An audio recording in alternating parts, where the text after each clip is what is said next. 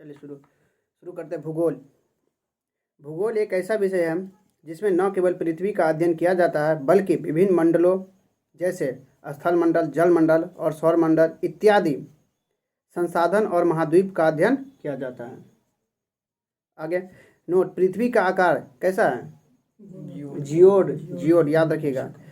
आगे अति महत्वपूर्ण है, भूगोल के पिता यूनानी विद्वान कौन है? इरेटोस्थनीज। याद रखिए, भूगोल के पिता कौन है? इरेटोस्थनीज है। जबकि प्राचीन काल में टॉलमी के ज्योग्राफी ने भूगोल के विषय में आरंभिक जानकारी मिलती है। याद रखिए, टॉलमी ने कौन सी पुस्तक लिखी थी? ज्योग्राफी। याद रखिए, ज्योग्राफी पुस्तक किसकी है? टॉलमी की है। जबकि ज्योग्राफी के पिता कौन है? इरेटोस्थनीज। आगे भूगोल को परीक्षा के दृष्टि से निम्नलिखित भागों में बांटकर देखा जाता है। पहला, भारत का भूगोल, जिसके 3 भाग हैं, सामान्य, आर्थिक और सामाजिक। जबकि सामान्य भूगोल के विभिन्न भाग हैं: भौगोलिक परिचय, भौगोलिक विभाजन, नदियाँ, भारत की मिट्टी, भारत की वनस्पति, मानसून, जलवायु और जल संसाधन। जबकि आर्थिक भूगोल में कृषि है, उद्योग है, खनिज है और परिवहन है। और सामाजिक भूगोल में जनगणना और जनजाति है। जबकि दूसरा भाग है भौतिक भूगोल। भौतिक भूगोल में स्थल मंडल, वायुमंडल, जल मंडल, सौर मंडल और महाद्वीप हैं। अगला भाग है विश्व भूगोल। विश्व भूगोल में एशिया, अफ्रीका, यूरोप को देखना है। चलिए अब ये नोट में क्या कर रहे हैं, विश्व भारती विश्वविद्यालय, जिसका नाम शांति निकेतन है, उसकी स्थापना किसने किया था? रविन्द्रनाथ टैगोर ने किया था। कब किए थे? 1921 में किए थे। उसके अध्यक्ष कौन होते हैं? कुलाधिपति कौन होते हैं? तो प्रधानमंत्री होते हैं। जबकि याद रखिएगा, जो हाल ही में उसको जो कौन से क्रम की विश्व विरासत सूची में शामिल किया गया? 41 में। याद रखिएगा। आगे अब हाल ही में जो महिला शक्ति अधिनियम आया, कौन से क्रम के बिल था? 128वां बिल, अधिनियम 106वां। कब पेश किया गया था? 28 सितंबर को। 28 सितंबर 2019 को पेश किया गया था। आगे महिला सम्मेलन, याद रखिए, अच्छा क्वेश्चन है। फर्स्ट महिला सम्मेलन कहाँ हुआ था? बीजिंग, चीन में 1992 में किया था, जिसमें 33% आरक्षण का बात कहा गया था। पहली बार जो है महिला का आरक्षण का सम्मेलन कहाँ किया गया था? बीजिंग, चीन में 1992 में, जिसमें 33% आरक्षण रखा गया था। जबकि भारत की जनसंख्या लाभांश कितना है? 68%। याद रखिए, भारत का जनसंख्या लाभांश कितना है? 68%। जनसंख्या लाभांश कितने वर्षों के बीच कहा जाता है? 15 से 64 वर्ष। हाँ, 15 से 64 वर्ष के जो आयु को जो जनसंख्या लाभांश में रखा जाता है। जो भारत का जनसंख्या लाभांश कितना है? 68%। भारत के जनसंख्या लाभांश कितना? 68%। अगर पूरी जनसंख्या लाभांश में कितने वर्ष के आयु को गना जाता है? तो 15 से 64 वर्ष की आयु को गना जाता है। अब ये मेन टॉपिक भारत का भूगोल। लेकिन एक बात और याद रखिए, क्या है? जनसंख्या के अध्ययन को क्या कहते हैं? डेमोग्राफी। याद रखिएगा, जनसंख्या के अध्ययन को क्या कहते हैं? तो डेमोग्राफी कहते हैं। जनसंख्या के अध्ययन को डेमोग्राफी के नाम से जाना जाता है। आगे अब आइए भारत की भूगोल। पहला चैप्टर भारत का भूगोल। भारत की भौगोलिक परिचय। पहला भारत के भौगोलिक परिचय को 2 भाग में बांट के देखते हैं। एक भू राजनीतिक आधार और दूसरा ज्यामितीय आधार। ज्यामितीय आधार में क्या? अक्षांशीय देशांतर को देखा जाता है। अब ये भू राजनीतिक आधार पर क्या है? तो जनसंख्या के दृष्टि से भारत का स्थान कौन से क्रम का है? पहले। भारत का जनसंख्या के आधार पर कितना, कौन से क्रम के हैं? पहले स्थान पे है। जबकि क्षेत्रफल में 7वां स्थान। भारत का स्थान जनसंख्या के दृष्टि से पहले स्थान पे, जबकि क्षेत्रफल की दृष्टि से 7वें स्थान पे। किसके? तो 19 अप्रैल 1923 के अनुसार, याद रखिए, 19 अप्रैल 2023 के अनुसार कितना करोड़ जनसंख्या हो गया? 142.86 करोड़ जनसंख्या भारत का हो गया। जबकि क्षेत्रफल में पूरे विश्व का 2.4% भारत के पास है। 2.4% विश्व का क्षेत्रफल में भारत के पास है। जबकि जनसंख्या कितना है? 142.86 करोड़। याद रखिएगा। आगे पूरे पृथ्वी का भारत के पास कुल क्षेत्रफल, पूरे पृथ्वी का कुल क्षेत्रफल का 0.57% है। ये भी बात याद रखिएगा। पूरे पृथ्वी का भारत के पास कुल क्षेत्रफल 0.57% है। आगे नोट क्या है, भारत का कुल क्षेत्रफल 32,87,563 वर्ग किलोमीटर है। जबकि क्षेत्रफल के आधार पर टॉप देश कौन कौन है? तो सबसे बड़ा कौन है? रूस, कनाडा, चीन, अमेरिका, ब्राजील, ऑस्ट्रेलिया, भारत, उसके बाद अर्जेंटीना। याद रखिए, रूस, कनाडा, चीन, America, Brazil, Australia, Bharat, Argentina. Brazil, Australia, Bharat और अर्जेंटीना। आगे जनसंख्या के आधार पर टॉप देश, यानी अब जनसंख्या के क्रम में सबसे बड़ा देश कौन कौन है? तो भारत है 142.86 करोड़, और उसके बाद चीन, अमेरिका दूसरे स्थान पर चीन, भारत, चीन, अमेरिका, इंडोनेशिया, पाकिस्तान और ब्राज़ील। पहले ब्राज़ील पाकिस्तान पाँचवें क्रम के था, लेकिन अब जनसंख्या होकर चौथे क्रम पे पाकिस्तान नहीं, सॉरी अब चेंज हो गया है। पाँचवा क्रम पे पहले ब्राज़ील ही था, यानी क्षेत्रफल में भी और जनसंख्या में भी, लेकिन अब जो है पाँचवें स्थान है पाकिस्तान। या जनसंख्या के क्रम में कौन है? तो भारत, चीन, अमेरिका, इंडोनेशिया चौथे स्थान पे, इंडोनेशिया पाँचवें स्थान पे पाकिस्तान और छठे स्थान पे ब्राज़ील है। आगे अच्छा क्वेश्चन है, याद रखिएगा। भू राजनीतिक दृष्टि से भारत को दो भागों में बांटकर देखा जाता है। एक प्रायद्वीपीय, नीचे वाला भाग प्रायद्वीपीय भारत, और दूसरा उपमहाद्वीपीय भारत। प्रायद्वीपीय यानी पेनिनसुला में क्या है? तो प्रायद्वीपीय भारत तीन ओर, प्रायद्वीपीय भारत में क्या है? प्रायद्वीपीय भारत तीन ओर समुद्र या सागर से घिरा होता है, उसे क्या कहते हैं? प्रायद्वीप कहते हैं। जबकि प्रायद्वीपीय भारत के तटीय क्षेत्र में, याद रखिए अच्छा क्वेश्चन है, प्रायद्वीपीय भारत के तटीय क्षेत्र में 9 राज्य और 4 केंद्र शासित प्रदेश स्थित हैं। चलिए आगे बढ़िए। तो याद रखिए, प्रायद्वीपीय भारत के तटीय क्षेत्र में 9 राज्य और 4 केंद्र शासित प्रदेश सीमा साझा करता है। प्रायद्वीपीय भारत के तटीय क्षेत्र में कौन कौन है? तो 9 राज्य और 4 केंद्र शासित प्रदेश सीमा साझा करता है। जबकि अति महत्वपूर्ण है, संपूर्ण तटीय भाग, पूरे तटीय भाग की लंबाई कितनी है? 7516 किलोमीटर। जबकि प्रायद्वीपीय भारत की तटीय लंबाई कितनी है? 6100 किलोमीटर। मात्र प्रायद्वीपीय भारत वाला कितनी है? 6100, लेकिन संपूर्ण कहेगा तो 7516 किलोमीटर। याद रखिए अच्छा क्वेश्चन है। प्रायद्वीपीय भारत की लंबाई कितनी है? 6100 किलोमीटर। जब अगर संपूर्ण प्रायद्वीपीय भारत की लंबाई कितनी है? 7516 किलोमीटर। आगे नोट है, भारत की सबसे लंबी तटीय सीमा किसकी है? यानी किस राज्य? नहीं, हाँ गुजरात, अगर नहीं ऑप्शन में, गुजरात अब ऑप्शन नहीं देता है। याद रखिए, क्रम में 4 को कम से कम याद रखिए। तो गुजरात, आंध्र प्रदेश, तमिलनाडु, महाराष्ट्र। गुजरात, आंध्र प्रदेश, तमिलनाडु, महाराष्ट्र। गुजरात, आंध्र प्रदेश, तमिलनाडु, महाराष्ट्र क्या है?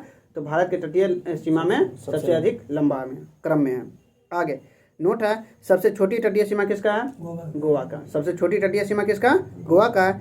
जबकि सबसे लंबी तटीय सीमा वाला देश कौन है? देश में कनाडा है, उसके बाद नॉर्वे है। याद रखिए, 2 को कम से कम याद रखिए। सबसे लंबी तटीय सीमा वाला देश कौन है?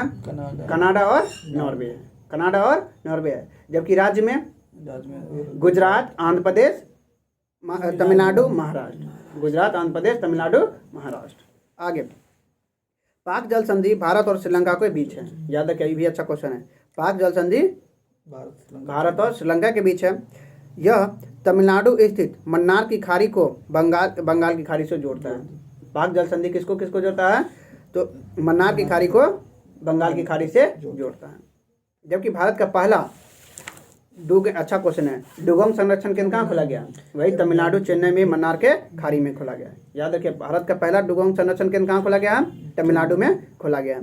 जबकि भारत और म्यांमार के बीच कोकस चैनल है। याद रखिए, कोकस चैनल किस देश के बीच है? तो भारत और म्यांमार के बीच।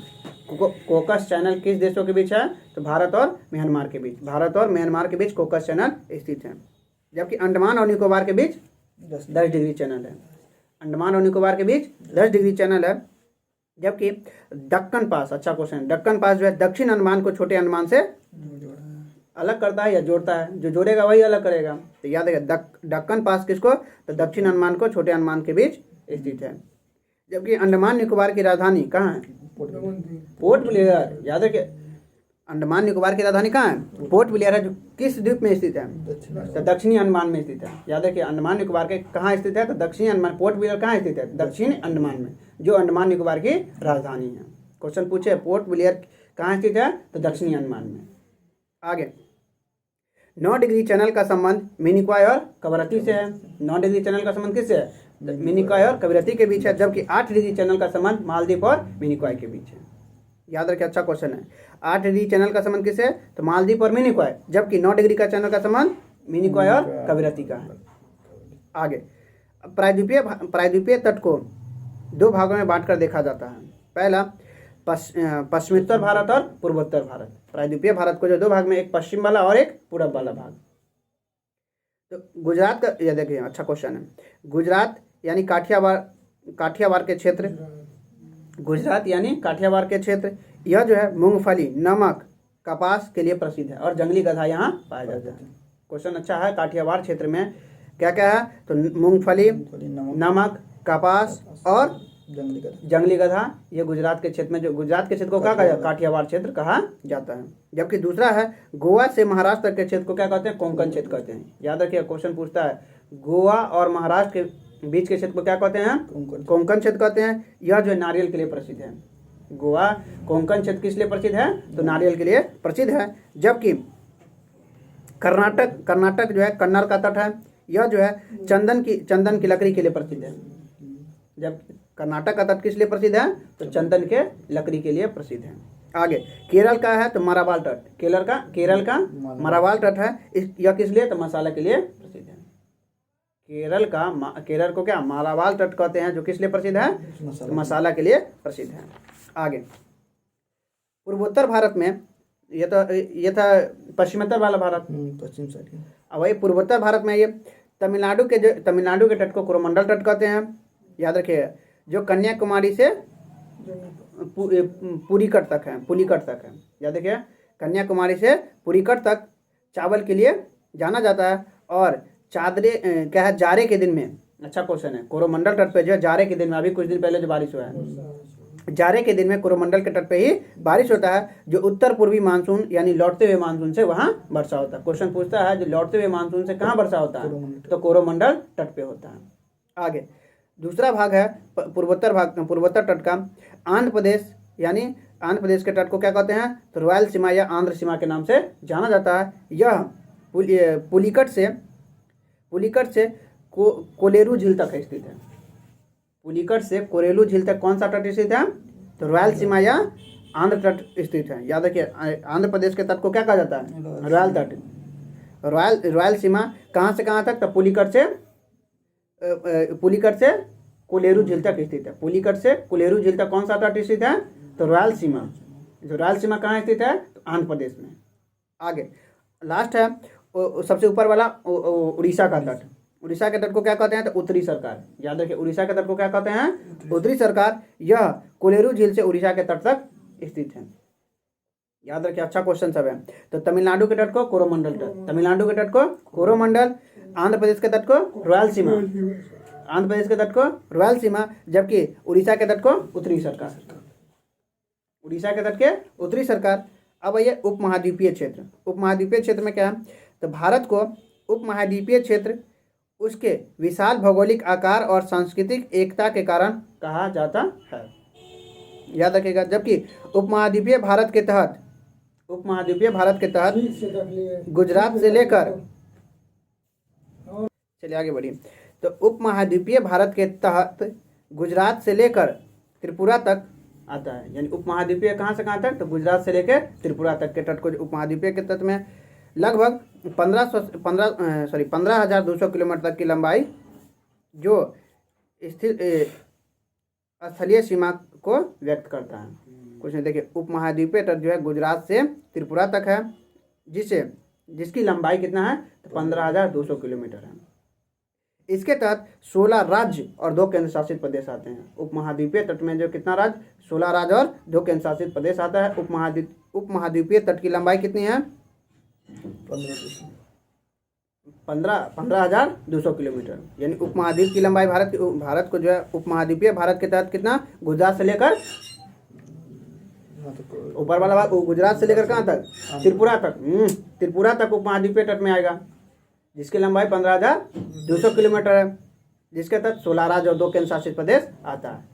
ये प्रायद्वीपीय नहीं है, उपमहाद्वीपीय ऊपर वाला। आगे, भारत की सबसे लंबी अंतर्राष्ट्रीय सीमा बांग्लादेश से लगी हुई है। याद है, अच्छा क्वेश्चन है। भारत की सबसे लंबी अंतर्राष्ट्रीय सीमा कहाँ से लगी हुई है? तो बांग्लादेश से लगा हुआ है। चलिए आगे बढ़िए। तो बांग्लादेश से सीमा लगभग कितनी लंबाई है? तो कितनी लंबाई है?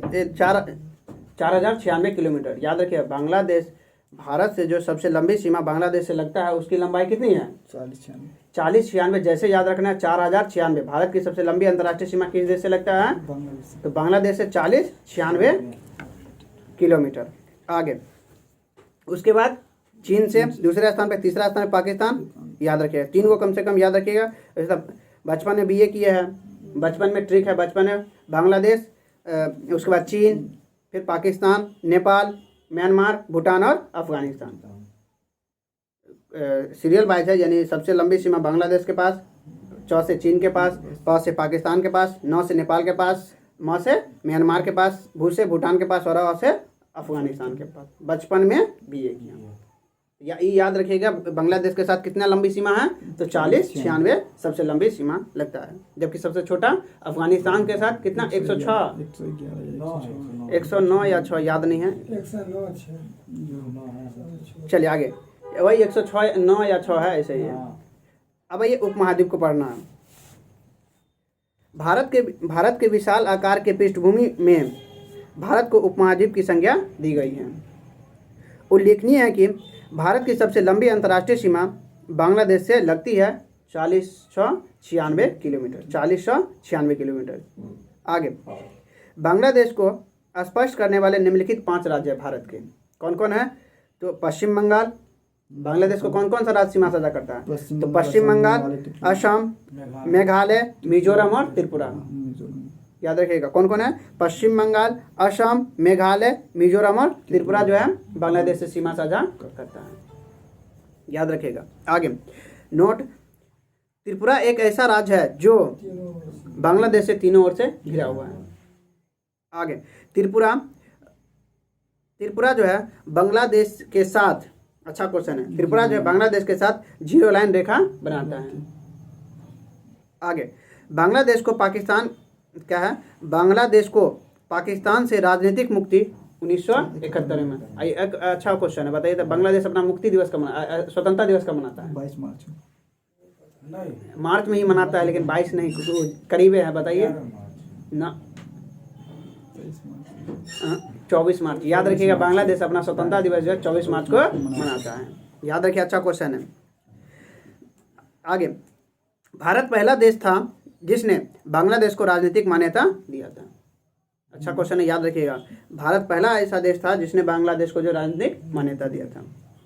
जबकि मैत्री सेतु जो किस नदी पे है? फेनी नदी पे। याद रखिए, अच्छा क्वेश्चन है। मैत्री सेतु किस नदी पे है? तो फेनी नदी पे है।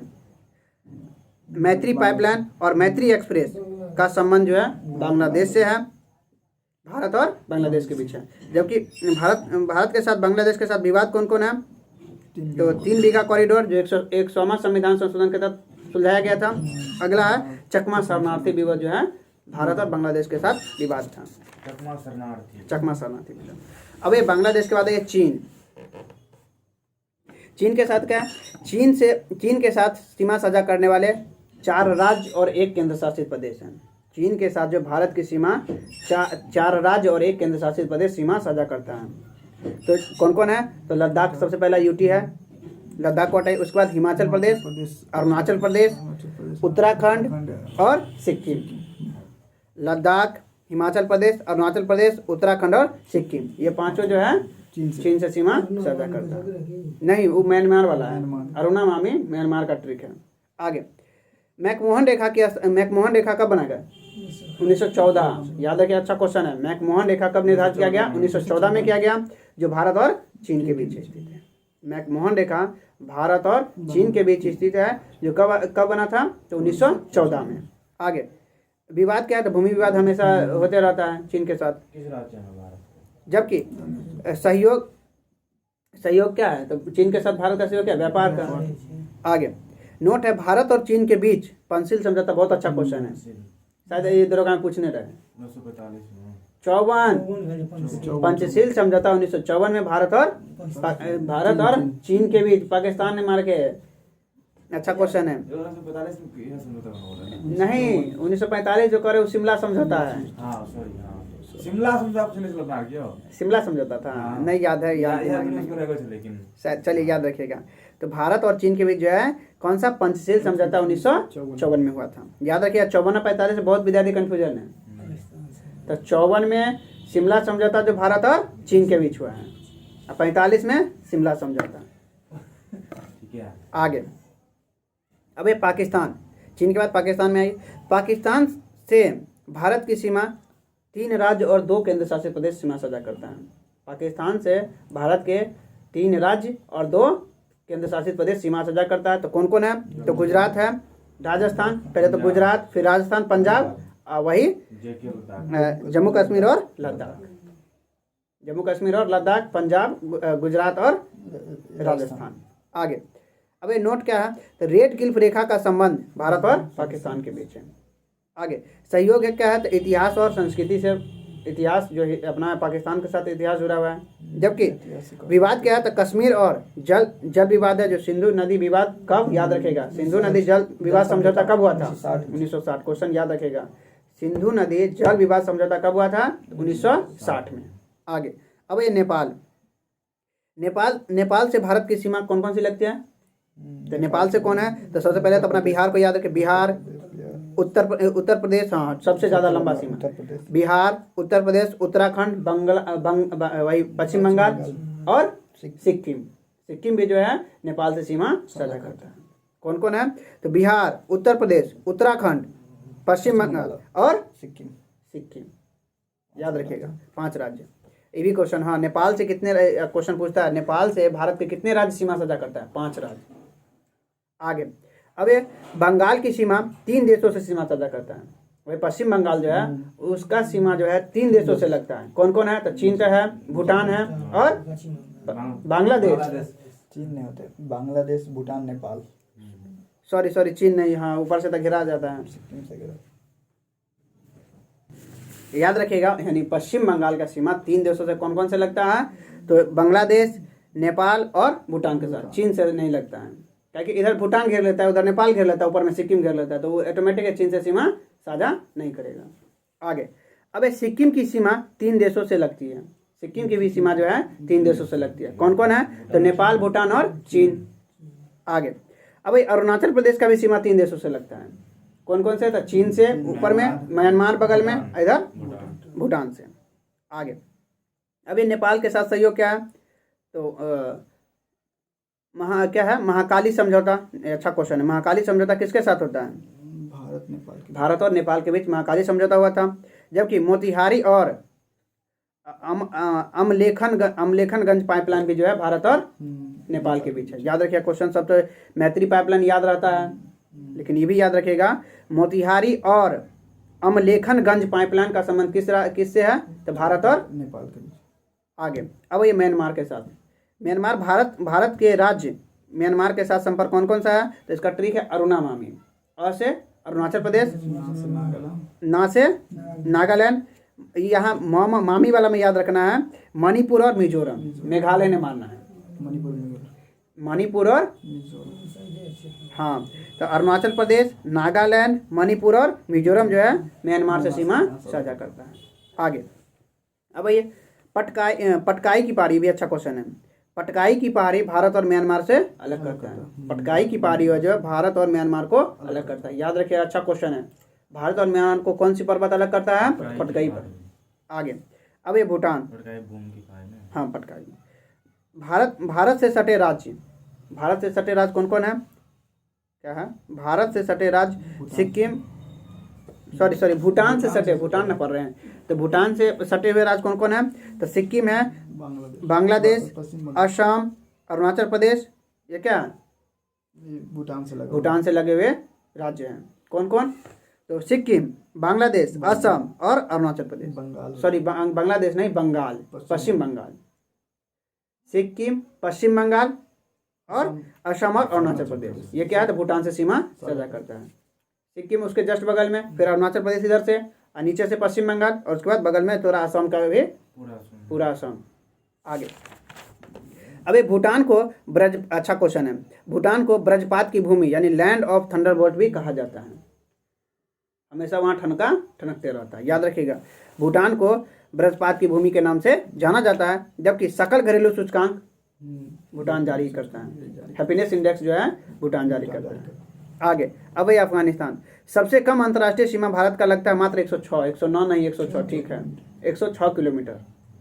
याद रखिएगा, अफगानिस्तान के साथ जो है भारत का सीमा सबसे कम लगता है, कब, कितना, 106 किलोमीटर, जो कौन सिर्फ है राज्य में लद्दाख से ही लगता है। आगे डुरंड रेखा भारत और अफगानिस्तान के बीच जब बना था, तब याद रखिएगा, जब डुरंड रेखा भारत और अफगानिस्तान के बीच थी, जब बना था कब, तो 1896 में डुरंड रेखा 1896 में, और मैकमोहन रेखा 1914 में बना था। कब हुआ है? आगे विभाजन के बाद अब यह भारत और अफगानिस्तान और पाकिस्तान के बीच डुरंड रेखा है।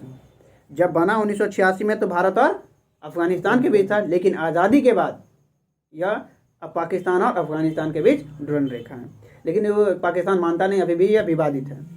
आगे LAC का पूरा नाम क्या है, तो लाइन ऑफ एक्चुअल कंट्रोल है, जो भारत और चीन के बीच स्थित है। लाइन ऑफ एक्चुअल कंट्रोल किसके बीच, भारत और चीन के बीच। जबकि LOC लाइन ऑफ कंट्रोल है, लाइन ऑफ कंट्रोल है जो भारत और पाकिस्तान के बीच है, जिसका निर्माण कब किया गया था, 1972 में। LOC का निर्माण 1972 में, याद रखिएगा, शिमला समझौता के उपरांत। और ये शिमला समझौता नहीं, एक मिनट, शिमला सम्मेलन 1945। एक मिनट रुके।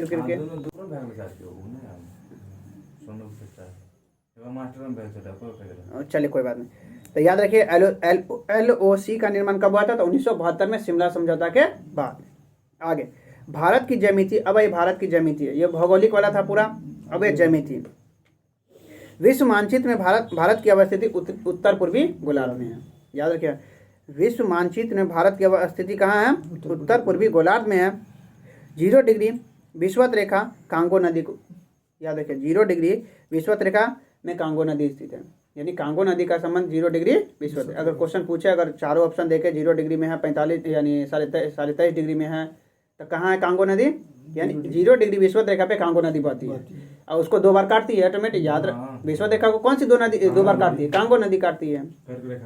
कर्क रेखा को एक पता है, कर्क रेखा को माही नदी, और मकर रेखा को लिम्पोपे नदी। मकर रेखा को लिम्पोपे, कर्क को माही, और विषुवत रेखा को कांगो नदी। उधर यांगटीसी एशिया की सबसे बड़ी नदी है, एशिया की सबसे बड़ी नदी यांगटीसी नदी है, जबकि चीन का शोक हवांगो नदी, चीन का शोक हवांगो नदी। आगे बढ़िए, 23.5 डिग्री नॉर्थ कर्क रेखा है, 23.5 डिग्री नॉर्थ कर्क रेखा है जिसे माही नदी काटती है, जबकि 23.5 डिग्री साउथ मकर रेखा है जिसे लिम्पोपे नदी काटती है। आगे है 5 डिग्री नॉर्थ या 5 डिग्री साउथ जो है, इसे जो है डोल्ड्रम रेखा कहा जाता है। याद रखिए, 5 डिग्री नॉर्थ और 5 डिग्री साउथ को क्या कहते हैं, डोल्ड्रम रेखा के नाम से जानते हैं। आगे भारत का दक्षिणतम क्षेत्र, सबसे दक्षिणतम क्षेत्र 8 डिग्री 4 मिनट है। याद रखिएगा, भारत का सबसे दक्षिणतम क्षेत्र कितना है, 8 डिग्री 4 मिनट से शुरू होता है, यानी वहाँ से शुरू होता है। आगे भारत का सबसे दक्षिण की बिंदु, भारत की सबसे दक्षिण की बिंदु कन्याकुमारी जो तमिलनाडु है, ये मुख्य बिंदु है। भारत की सबसे दक्षिण की बिंदु प्रायद्वीपीय बिंदु, यानी प्रायद्वीपीय बिंदु कौन है, तो कन्याकुमारी है जो तमिलनाडु में है। जब यहाँ जो है 3 जल क्षेत्र आपस में मिलता है, जो कन्याकुमारी में 3 जल क्षेत्र मिलता है, कौन कौन है, तो इधर से बंगाल की खाड़ी, इधर से अरब सागर, और नीचे से हिंद महासागर। कन्याकुमारी में तीन गो जल मिलेगा, इधर से बंगाल की खाड़ी, इधर से अरब सागर, और नीचे से हिंद महासागर। आगे भारत का दक्षिण बिंदु सागरीय जो है, दक्षिणतम बिंदु सागर वाला कौन है, तो ग्रेट निकोबार है, जिसे इंदिरा पॉइंट के नाम से जानते हैं। ग्रेट निकोबार में इंदिरा पॉइंट है, जिसका दूसरा नाम पिगमेलियन पॉइंट। याद रखिएगा, भारत का सागरीय बिंदु सबसे अंतिम वाला सागरीय बिंदु कौन है, जो ग्रेट निकोबार है, कौन है, तो पिगमेलियन पॉइंट या इंदिरा पॉइंट है। आगे, भारत का उत्तरी अक्षांश 37 डिग्री 8 मिनट तक है। 37 लेकर के हाँ बताते हैं, वो 37 डिग्री यानी ऊपर वाला जो है, भारत का उत्तरी अक्षांश 37 डिग्री 8 मिनट तक है, जो भारत की सबसे उत्तर की बिंदु इंदिरा कॉल है जो लद्दाख में है, याद रखिएगा। आगे, अब ये भारत की देशांतरीय स्थिति, भारत की देशांतरीय स्थिति कौन है, तो भारत की देशांतरीय स्थिति 68 डिग्री 7 मिनट से 97 डिग्री 25 मिनट तक पश्चिम से पूरब की ओर है। ये जो भारत की जो है पश्चिम से पूरब पे कौन है, तो 68 डिग्री 7 मिनट से लेकर 97 डिग्री 25 मिनट तक जो है पश्चिम से पूरब तक है। जबकि पूरब सबसे पूर्वी बिंदु कौन है, किवीथु जो अरुणाचल प्रदेश में है। भारत की सबसे पूर्वी बिंदु कौन सी है, किवीथु जो अरुणाचल प्रदेश में। जबकि सबसे पश्चिमी बिंदु नहीं, ठीक है, गुहार माथा जो गुजरात में है। गुजरात में सबसे पश्चिमी, हाँ सबसे पश्चिमी बिंदु गुहार माथा जो गुजरात में है, जबकि सबसे पूर्वी बिंदु किवीथु जो अरुणाचल प्रदेश में है। आगे, अब ये भारत के बीचों बीच उत्तर से दक्षिण प्रधान मध्य रेखा 82.5 डिग्री गुजरती है। इसी, ये अच्छा क्वेश्चन है, इसी से भारत के समय का निर्धारण होता है। यह 5 यानी भारत के यह 5 राज्यों से होकर गुजरता है। कौन कौन है, उत्तर प्रदेश, आंध्र प्रदेश, मध्य प्रदेश, उड़ीसा और छत्तीसगढ़, याद रखिएगा। हाँ, उत्तर प्रदेश, मध्य प्रदेश, आंध्र प्रदेश, छत्तीसगढ़ और उड़ीसा से होकर जो है वही प्रधान, वही हाँ टाइम जिससे टाइम निर्धारित किया जाता है, दक्षिण प्रधान मध्य रेखा 82.5 डिग्री गुजरता है। आगे, अब ये अक्षांशीय, यह कहता है देशांतरीय स्थिति, अब ये अक्षांशीय स्थिति। यह एक काल्पनिक रेखा है जो विषुवत रेखा से किसी स्थान के कोणीय दूरी को कहते हैं। अक्षांश किसको कहते हैं, तो यह एक काल्पनिक रेखा है जो विषुवत रेखा से किसी स्थान के कोणीय दूरी को कहा जाता है। दो अक्षांश, अच्छा क्वेश्चन है ये, अच्छा क्वेश्चन है। दो अक्षांश के बीच कितनी दूरी होती है, 111 किलोमीटर, मीटर नहीं 111 किलोमीटर, याद रखिए। दो अक्षांश के बीच कितने किलोमीटर की दूरी होती है, 111 किलोमीटर। अच्छा क्वेश्चन है, याद रखिएगा। जबकि कुल अक्षांशों, या ये भी अच्छा क्वेश्चन है, कुल अक्षांश रेखा की संख्या कितनी है, रेखा की संख्या कितनी है, 181, 80 नहीं 81, याद रखिएगा। तो कुल अक्षांशों की संख्या कितनी है, तो 181। जबकि दो अक्षांशों के बीच की दूरी कितनी है, 111 किलोमीटर। समथिंग होता है लेकिन 111 हुंडा हुंडी, याद रखिए। दो अक्षांशों के बीच की दूरी कितना, 111 किलोमीटर, जबकि कुल अक्षांशों की संख्या 181। आगे, अब अक्षांश को डिग्री, मिनट, सेकंड से निरूपित किया जाता है। अगर क्वेश्चन दे याद रखिएगा। जबकि विषुवत रेखा को वृहत वृत्त कहते हैं। विषुवत रेखा को जो क्या कहते हैं, वृहत वृत्त कहते हैं। आगे, बिहार की, अच्छा क्वेश्चन है, अपना याद रखिएगा कम से कम। बिहार की अक्षांशें कितनी है, जो हाल ही में पूछा था, बिहार का क्षेत्रफल कितना है, अक्षांशीय हाँ नहीं 27 बताते हैं। 24 डिग्री 20 मिनट नॉर्थ से 27 डिग्री 31 मिनट, 24-27 अदेशांतर, ये तो अक्षांश था। अदेशांतरीय में क्या है, 38 डिग्री 19 मिनट पूर्व ईस्ट से 88-17, ऐसे याद रखिए। अंक को खाली याद रखिए, 24-27, 38, 24-27, 38, 38। ये क्या है, तो भारत की बिहार की अक्षांशीय और देशांतरीय विस्तार है। आगे, अब ये देशांतरीय उत्तर से दक्षिण तक, यानी उत्तर से दक्षिण तक के काल्पनिक रेखा को क्या कहते हैं, देशांतरीय कहते हैं। यानी उत्तर से, अक्षांश क्या था, पूर्व से पश्चिम काल्पनिक रेखा है, जबकि देशांतरीय क्या है, तो उत्तर से दक्षिण के। यह भी एक काल्पनिक रेखा है जो कुल देशांतरीय इसकी कितना डिग्री है, कुल देशांतरी की संख्या कितनी है, 360। कुल देशांतरों की संख्या कितनी है, 360। कुल देशांतर रेखा की संख्या कितनी है, 360। जबकि दो देशांतर के बीच कितने डिग्री का कोण होता है, सॉरी कितने मिनट का गैप होता है, 4 मिनट। हाँ ठीक है, दो देशांतर के बीच कितने मिनट का समय लगता है, 4 मिनट, याद रखिए। अच्छा क्वेश्चन है। देखिए, अक्षांश में पूछा जाएगा कितनी दूरी है, इस देशांतर में पूछा जाएगा कितना मिनट। तो देशांतर में कितना, 4 मिनट, अक्षांश में 111 किलोमीटर। आगे, भारत में पूर्वी ये को कभी पूछ दे एक एक हाँ, टाइम, हाँ, चार टाइम। मिनट, हाँ। तो कहते हैं कितने मिनट भारत में क्या बात है? पूर्वी भारत और पश्चिमी भारत के बीच 2 घंटे का अंतर है। ये भी क्वेश्चन याद रखें। भारत के पूर्वी भारत और पश्चिमी भारत के बीच कितने घंटे का अंतर है? 2 घंटे का अंतर है। आगे नोट क्या है? एकदम लास्ट में शुरू हाँ, समय की गणना करने के लिए पूरब की ओर जाने पर, अच्छा क्वेश्चन है, 4 जोड़ दिया जाता है, जबकि पश्चिम की ओर जाने पर 4 घटा दिया जाता है। कथी चार्ज हो गया? अरे समय जब निर्धारित किया जाए, तो यानी कहने का मतलब समय की गणना करने जब समय निकाला जाता है तो पूरब की ओर जाएगा तो उसे 4 क्या करेंगे? जोड़ दिया जाएगा। जोड़ेंगे। जबकि ऑटोमेटिक है, यहाँ 2 घंटा लेट चलेगा तो 4 जो है घटा देंगे। अब ये अन्य बातें, उत्तर से दक्षिण भारत की गोलार्ध 3214 किलोमीटर है। उत्तर से लंबाई गोलार्ध नहीं, उत्तर से दक्षिण की लंबाई भारत का कितना है? 3214। उत्तर से दक्षिण तक भारत की लंबाई कितनी है? 3214 है। जबकि पूरब से पश्चिम 29-33, ठीक है। पूरब से पश्चिम 29-33, जबकि उत्तर से दक्षिण 32-14, 32-32। आगे भारत की, अब आइए, भारत की भूमि सीमा कितना है? भूमि सीमा ऊपर वाला उपमहाद्वीप 15,200 किलोमीटर। सब उपमहाद्वीप कितना है? ऊपर वाला। 15,200। जबकि तटीय सीमा कितना है? वही प्रायद्वीप की है 6100। संपूर्ण तटीय 7516। चलिए आगे बढ़िए। अभी देखिए पूरा तोड़ के है। भारत की भूमि सीमा 15,200 किलोमीटर है, जबकि जलीय सीमा 6100 किलोमीटर है, और द्वीपीय सीमा कितना है? तो 1416 किलोमीटर।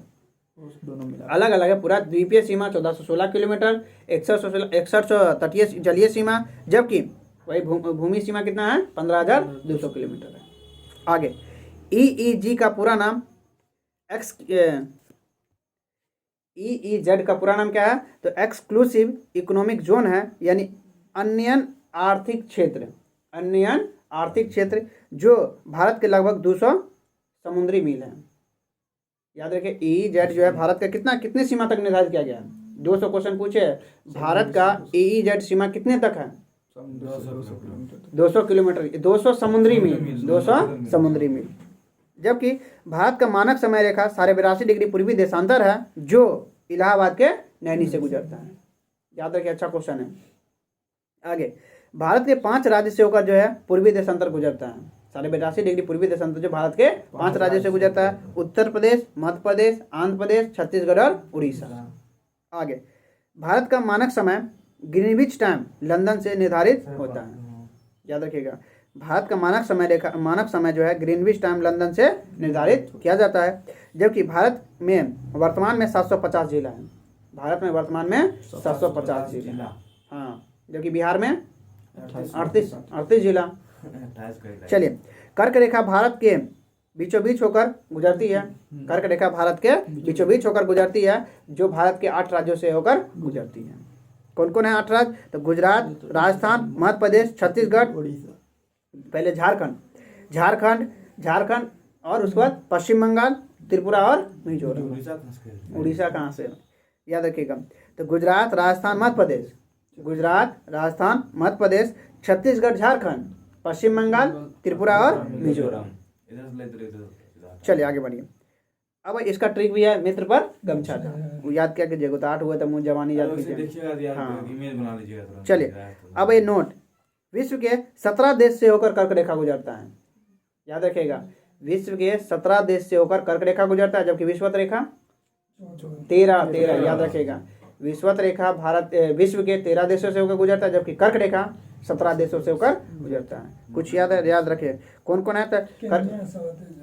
ताइवान, चीन, म्यांमार, बांग्लादेश, भारत। ताइवान, चीन, बांग्लादेश, भारत, म्यांमार।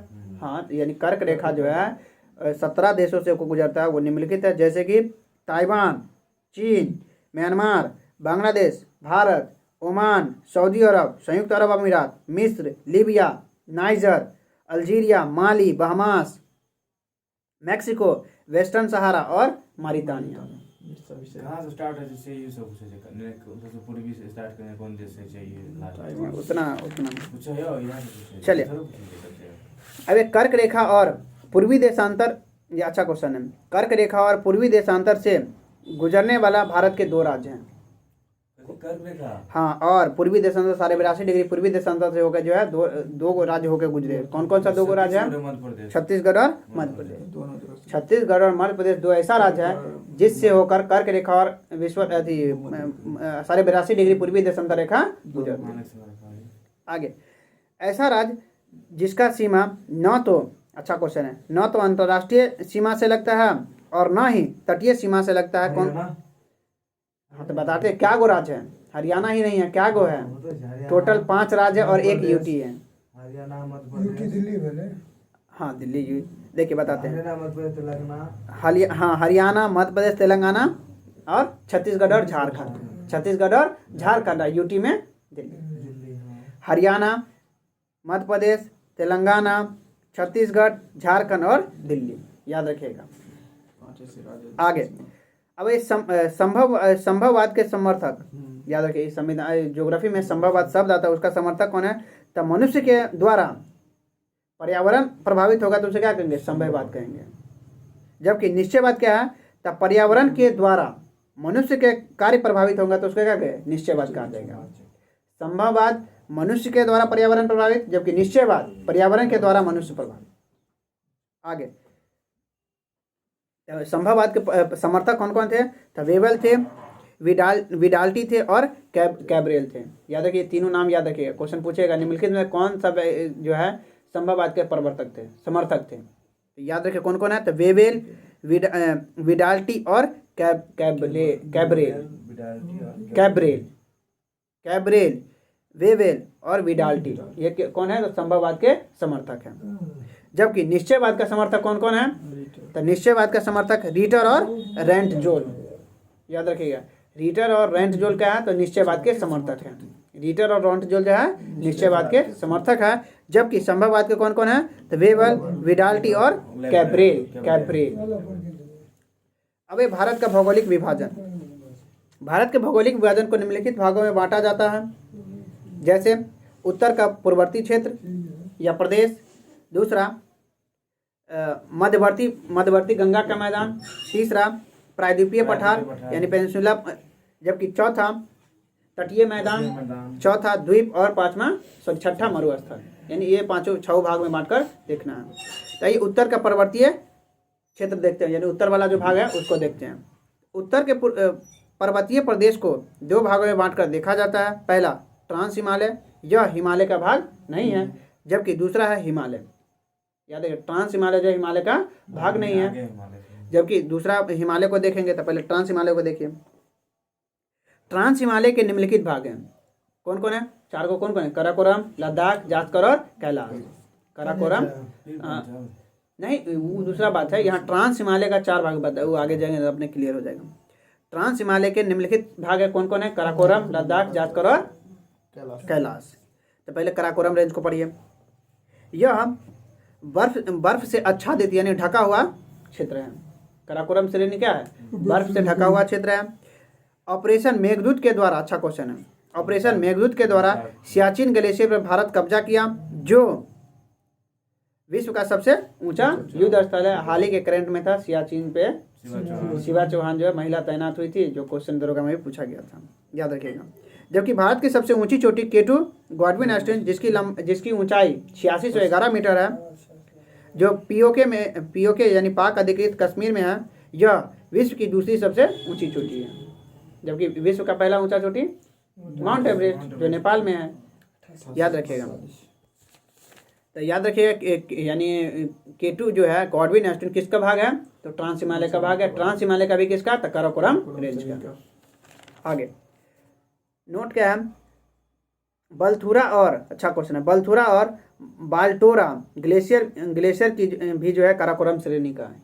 काराकोरम श्रेणी का जो है ग्लेशियर कौन कौन है? बलथुरा और बाल्टोरा। बलथुरा और बाल्टोरा ग्लेशियर किस श्रेणी का है? तो काराकोरम श्रेणी का। दोनों को याद रखिएगा। बलथुरा और बाल्टोरा ग्लेशियर किस श्रेणी का भाग है? तो काराकोरम श्रेणी का भाग है। बलथुरा और बाल्टोरा किस श्रेणी का? काराकोरम श्रेणी का। जबकि काराकोरम रेंज तुर्की को भारत से अलग करता है। काराकोरम रेंज जो है, अच्छा क्वेश्चन है, काराकोरम रेंज तुर्की को भारत से अलग करता है। क्वेश्चन अगर पूछे काराकोरम रेंज किसको अलग करता है, तो तुर्की को भारत से अलग करता है। जबकि चीन और अफगानिस्तान के बीच के साथ सीमा बनाता है। काराकोरम रेंज जो है चीन और अफगानिस्तान के साथ सीमा बनाता है। भारत के साथ याद रखिए काराकोरम रेंज जो है भारत और तुर्की को अलग करता है, जबकि पाकिस्तान और चीन और अफगानिस्तान के बीच जो काराकोरम सीमा बनाता है। दूसरा श्रेणी है लद्दाख श्रेणी। काराकोरम खत्म, लद्दाख में आइए। भारत का सबसे ठंडा मरुस्थल है, याद रखिए लद्दाख श्रेणी का है, भारत का सबसे ठंडा मरुस्थल है और सबसे कम रेनफॉल लेह लद्दाख, यानी वर्षा जो है सबसे कम जो वर्षा लद्दाख में ही होता है। सबसे कम वर्षा कहाँ, लेह लद्दाख में ही होता है। जंगली गधे के लिए कच्छ के रण यानी गुजरात के अलावा लद्दाख के क्षेत्र में भी प्रसिद्ध है। जंगली गधा तो कच्छ के रण यानी गुजरात में मिलता है, जबकि गुजरात के क्षेत्र को क्या कहा जाता है, काठियावाड़ क्षेत्र। गुजरात के क्षेत्र को क्या कहते हैं, काठियावाड़ क्षेत्र कहते हैं, जहाँ जो जंगली गधा मिलता है। लेकिन वहाँ के अलावा कहाँ, तो लद्दाख के क्षेत्र में भी जंगली गधा मिलता है। आगे, लद्दाख का पठार भारत का सबसे ऊंचा पठार है। लद्दाख में जो पामीर का पठार है उसे क्या भारत का सबसे ऊंचा पठार है, जिसे पामीर का पठार यानी उसे एक और उपनाम से कहा जाता है, हाँ विश्व का छत, पामीर का पठार है। हाँ ये अलग है, याद रखिए लद्दाख का पठार जो भारत का सबसे ऊंचा पठार है। आगे, विश्व का सबसे ऊंचा पठार तिब्बत का पठार, याद रखिए तिब्बत का पठार यानी पामीर का पठार है। इसे संसार का छत के नाम से जाना जाता है। अच्छा क्वेश्चन है, याद रखिएगा। लद्दाख श्रेणी भी खत्म। लद्दाख श्रेणी में एक ही बात याद रखना है क्या, तो ये जो सबसे ठंडा मरुस्थल है, यहाँ जो है जंगली गधा जो है गुजरात के अलावा यहाँ भी पाया जाता है, और यहाँ जो है भारत का सबसे ऊंचा पठार पाया जाता है। हाँ, जंगली गधा गुजरात के अलावा, गुजरात फेमस है जंगली गधा के लिए, लेकिन जंगली गधा गुजरात के अलावा लद्दाख में ही। आगे, अब ये जास्कर, अगला श्रेणी जास्कर, ट्रांस हिमालय का तीसरा भाग। जास्कर के क्षेत्र में भारत का सबसे ठंडा क्षेत्र द्रास आता है। याद रखिएगा द्रास किसका भाग है, तो जास्कर श्रेणी का। जास्कर के क्षेत्र में भारत का सबसे ठंडा क्षेत्र द्रास आता है। इसकी सबसे ऊंची चोटी कामेट उत्तराखंड में। याद रखिए कामेट किसका भाग है, जास्कर श्रेणी का। कामेट किसका भाग, तो जास्कर श्रेणी का। याद रखिएगा कामेट किस श्रेणी का सबसे ऊंचा भाग है, तो जास्कर श्रेणी का, जो कहाँ है, तो उत्तराखंड में। कामेट कहाँ है, उत्तराखंड में। याद रखिए, अच्छा क्वेश्चन है। अब ये लास्ट ट्रांस हिमालय का चौथा और अंतिम श्रेणी है कैलाश श्रेणी। यह पूर्ण रूप से तिब्बत में है। कैलाश श्रेणी जो है पूर्ण रूपेण तिब्बत में है। इसी पर जो है मानसरोवर झील अवस्थित है। यही कैलाश श्रेणी पे जो है मानसरोवर झील है, जहाँ से तीन नदी निकलती है, एसएसबी, सिंधु, सतलज और ब्रह्मपुत्र। याद रखिएगा क्वेश्चन पूछ वो करता है, जो सिंधु नदी का उद्गम कहाँ से होता है, तो कौन सा ग्लेशियर से, तो मानसरोवर झील से जो है ब्रह्मपुत्र। वही एसएसबी, याद रखिएगा एसएसबी कैलाश श्रेणी से ही निकलता है। वही मानसरोवर झील जो है वहाँ तिब्बत में जो स्थित है, वहीं से जो है सिंधु, सतलज और ब्रह्मपुत्र नदी निकलता है। आगे, हिंदकुश रेंज अफगानिस्तान में है, जबकि सुलेमान रेंज का है, पाकिस्तान में है। याद अच्छा क्वेश्चन है। हिंदकुश रेंज किस देश में है, हिंदकुश रेंज अफगानिस्तान में, जबकि सुलेमान रेंज पाकिस्तान में। दोनों को याद रखिएगा। हाँ, हिंदकुश रेंज अफगानिस्तान में, जबकि सुलेमान रेंज पाकिस्तान में स्थित है। विश्व का सबसे बड़ा नदी द्वीप कौन सा है, माजुली नदी द्वीप, जो असम में स्थित है, जो ब्रह्मपुत्र नदी निर्माण करता है। आगे, अब ये ट्रांस हिमालय खत्म। अब ये हिमालय नवीन पलित पर्वत का उदाहरण है। हिमालय क्या है, तो नवीन पलित पर्वत का उदाहरण है। आज यहाँ हिमालय है, वहाँ पहले टेथी सागर हुआ करता था। जबकि हिमालय की उत्पत्ति प्लेट टेक्टोनिक से हुआ है, अर्थात भारतीय प्लेट जब यूरेशियन प्लेट से टकराई तो हिमालय का उत्पन्न हुआ। कुछ खास नहीं, याद रख लीजिएगा। चलिए, फादर ऑफ प्लेट टेक्टोनिक किसको कहते हैं, अल्फ्रेड वेगनर को कहा जाता है। अच्छा क्वेश्चन है। फादर ऑफ प्लेट टेक्टोनिक्स को कहा जाता है, अल्फ्रेड वेगनर को कहा जाता है। जबकि प्लेट टेक्टोनिक को सबसे पहले प्रस्तुत जो किसने किया था, तो मैर्गन और विल्सन ने किया था। प्लेट टेक्टोनिक के पिता किसको कहते हैं, अल्फ्रेड वेगनर को कहा जाता है, लेकिन सबसे पहले प्रस्तुत किसने किया था, तो मैर्गन और विल्सन ने किया था। प्लेट टेक्टोनिक को प्रस्तुत किसने, तो मैर्गन और विल्सन ने। याद रखिएगा। आगे अल्फ्रेड वेगनर, अच्छा क्वेश्चन है, अल्फ्रेड वेगनर ने महाद्वीपीय विस्थापन सिद्धांत भी दिया है। अल्फ्रेड वेगनर ने जो है महाद्वीपीय विस्थापन सिद्धांत दिया है, जिसके तहत हिमालय के 3 भाग हैं, ग्रेट हिमालय, मध्य हिमालय और बहिर हिमालय। इसे जिसे शिवालिक रेंज भी, शिवालिक हिमालय भी कहा जाता है। आगे चलिए अब आइए ग्रेट हिमालय। हिमालय के 3 भाग कौन कौन? ग्रेट हिमालय, मध्य हिमालय और बहिर हिमालय, जिसे शिवालिक के नाम से जाना जाता है। तो ग्रेट हिमालय पहले देखिए, इसे हिमाद्री भी कहा जाता है, ग्रेट हिमालय को हिमाद्री भी कहा जाता है। यह सिंधु नदी से ब्रह्मपुत्र नदी तक फैला हुआ है, 2400 किलोमीटर। याद रखिएगा, ग्रेटर हिमालय की लंबाई कितनी है? 2400 किलोमीटर है, जो सिंधु नदी से लेकर ब्रह्मपुत्र नदी तक फैला हुआ है। महान हिमालय की औसतन ऊंचाई कितनी है? 6100 किलोमीटर। याद रखिए, महान हिमालय की औसतन ऊंचाई कितनी है? 6100 किलोमीटर है। सॉरी, किलोमीटर नहीं, मीटर। 6100 मीटर, किलोमीटर तो बहुत हो जाएगा, 6100 मीटर। आगे, जबकि सबसे ऊंची चोटी माउंट एवरेस्ट है, जिसकी ऊंचाई 8850 मीटर है। 48 है लेकिन 50 हाँ, 88, 48, 88, 50 ऑप्शन के अनुसार देख लीजिएगा। चलिए, तो सबसे ऊंची चोटी कौन? माउंट एवरेस्ट, जो विश्व की सबसे ऊंची चोटी है। माउंट एवरेस्ट क्या? विश्व की सबसे ऊंची चोटी है। यह चोटी को चीन में कौन सा नाम से जानते हैं? चोमोलुंगडुंगमा के नाम से जाना जाता है। माउंट एवरेस्ट को चीन में किस नाम से? तो चोमोलुंगडुंगमा के नाम से जाना जाता है, जबकि नेपाल में इसे सागरमाथा के नाम से जानते हैं।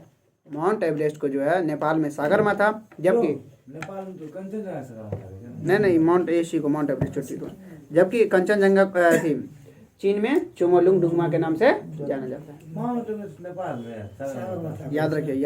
कंचनजंगा कैसे नहीं? सिक्किम में कंचनजंगा नेपाल में। चलिए आगे बढ़िया। ग्रेट हिमालय की अन्य चोटी भारत में निम्नलिखित ग्रेट हिमालय की अन्य चोटी भारत में निम्नलिखित है, जैसे कंचनजंगा, जिसकी लंबाई 58-98 मीटर, सॉरी 85-98 मीटर, जो सिक्किम में स्थित है। कंचनजंगा का 98 कंचनजंगा 85-98 कंचनजंगा 85-98 सिक्किम में स्थित है। आगे, यह भारत की सबसे ऊंची चोटी है। भारत में प्रॉपर जो है, भारत में कौन है? कंचनजंगा, जिसकी लंबाई कितनी है? 85-98 मीटर। ऐसे खरे याद रखे, 86 ऐसे याद हो सकता है, अच्छी बात है। 8600 मीटर, 2 मीटर है तो उतना मैनेज हो जाएगा। 85-98 या 86। आगे, नंदा देवी जो उत्तराखंड में स्थित है, जिसकी ऊंचाई कितनी है? 78-17। नंदा देवी की ऊंचाई कितनी? 78-17। यह विश्व विरासत सूची में शामिल है। नंदा देवी जो क्या है? विश्व विरासत सूची में शामिल है। जबकि तीसरा है कामेट। कामेट कहाँ है? तो उत्तराखंड में है, जिसकी ऊंचाई कितनी है? 78-17। इसका भी उतना ही है, 78-17 भी दोनों का लगभग सेम ही है, कामेट का और नंदा देवी का। जबकि नंदा देवी जो है विश्व विरासत सूची में शामिल है। जबकि नंगा पर्वत कहाँ है? तो यह पाकिस्तान में, वही जम्मू कश्मीर के पास है। नंगा पर्वत, उसी नंगा पर्वत है, जिसकी ऊंचाई कितनी है? 81-26।